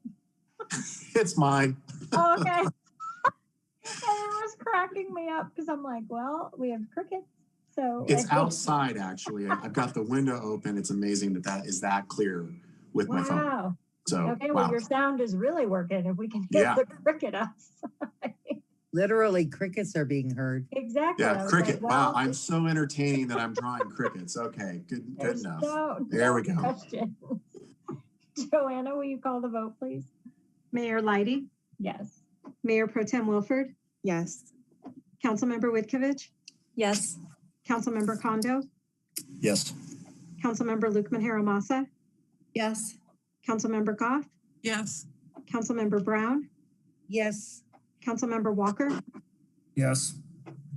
CR 136 passes unanimously. Great. Thank you. Thank you. Okay, CR 139. Joanna, will you read the title, please? Resolution approving a professional services agreement between the City of North Glen and PK Electrical Incorporated for the 112th and York Station Lighting Project. Motion to approve. Second.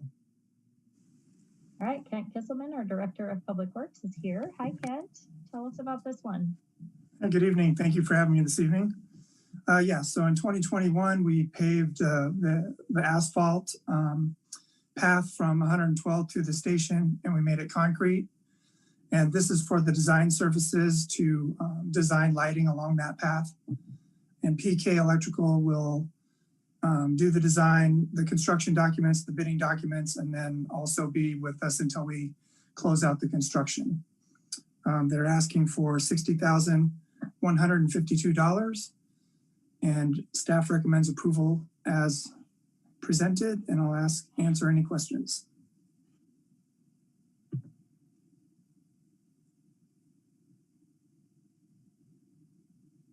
I do not see any hands. No crickets, but no hands. I think we're good, Kent. Thank you. Joanna, will you call the vote, please? Mayor Leidy, Yes. Mayor Pro Tem Wilford, Yes. Councilmember Witkevich, Yes. Councilmember Kondo, Yes. Councilmember Lukman Haramasa, Yes. Councilmember Goff, Yes. Councilmember Brown, Yes.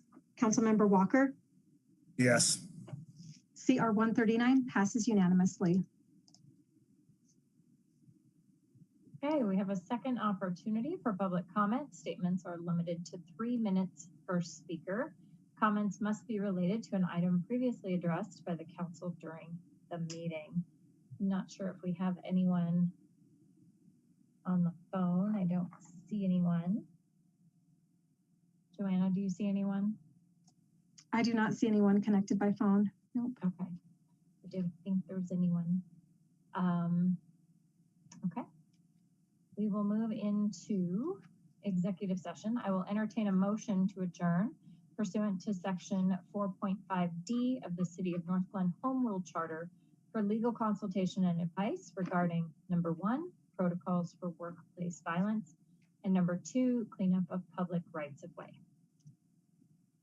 Motion to adjourn for executive session. Second. Or second. All right. Joanna, will you call the vote, please? Mayor Leidy, Yes. Mayor Pro Tem Wilford, Yes. Councilmember Witkevich, Yes. Councilmember Kondo, Yes. Councilmember Lukman Haramasa, Yes. Councilmember Goff, Yes. Councilmember Brown, Yes. Councilmember Walker. Yes. The motion to adjourn to executive session passes unanimously.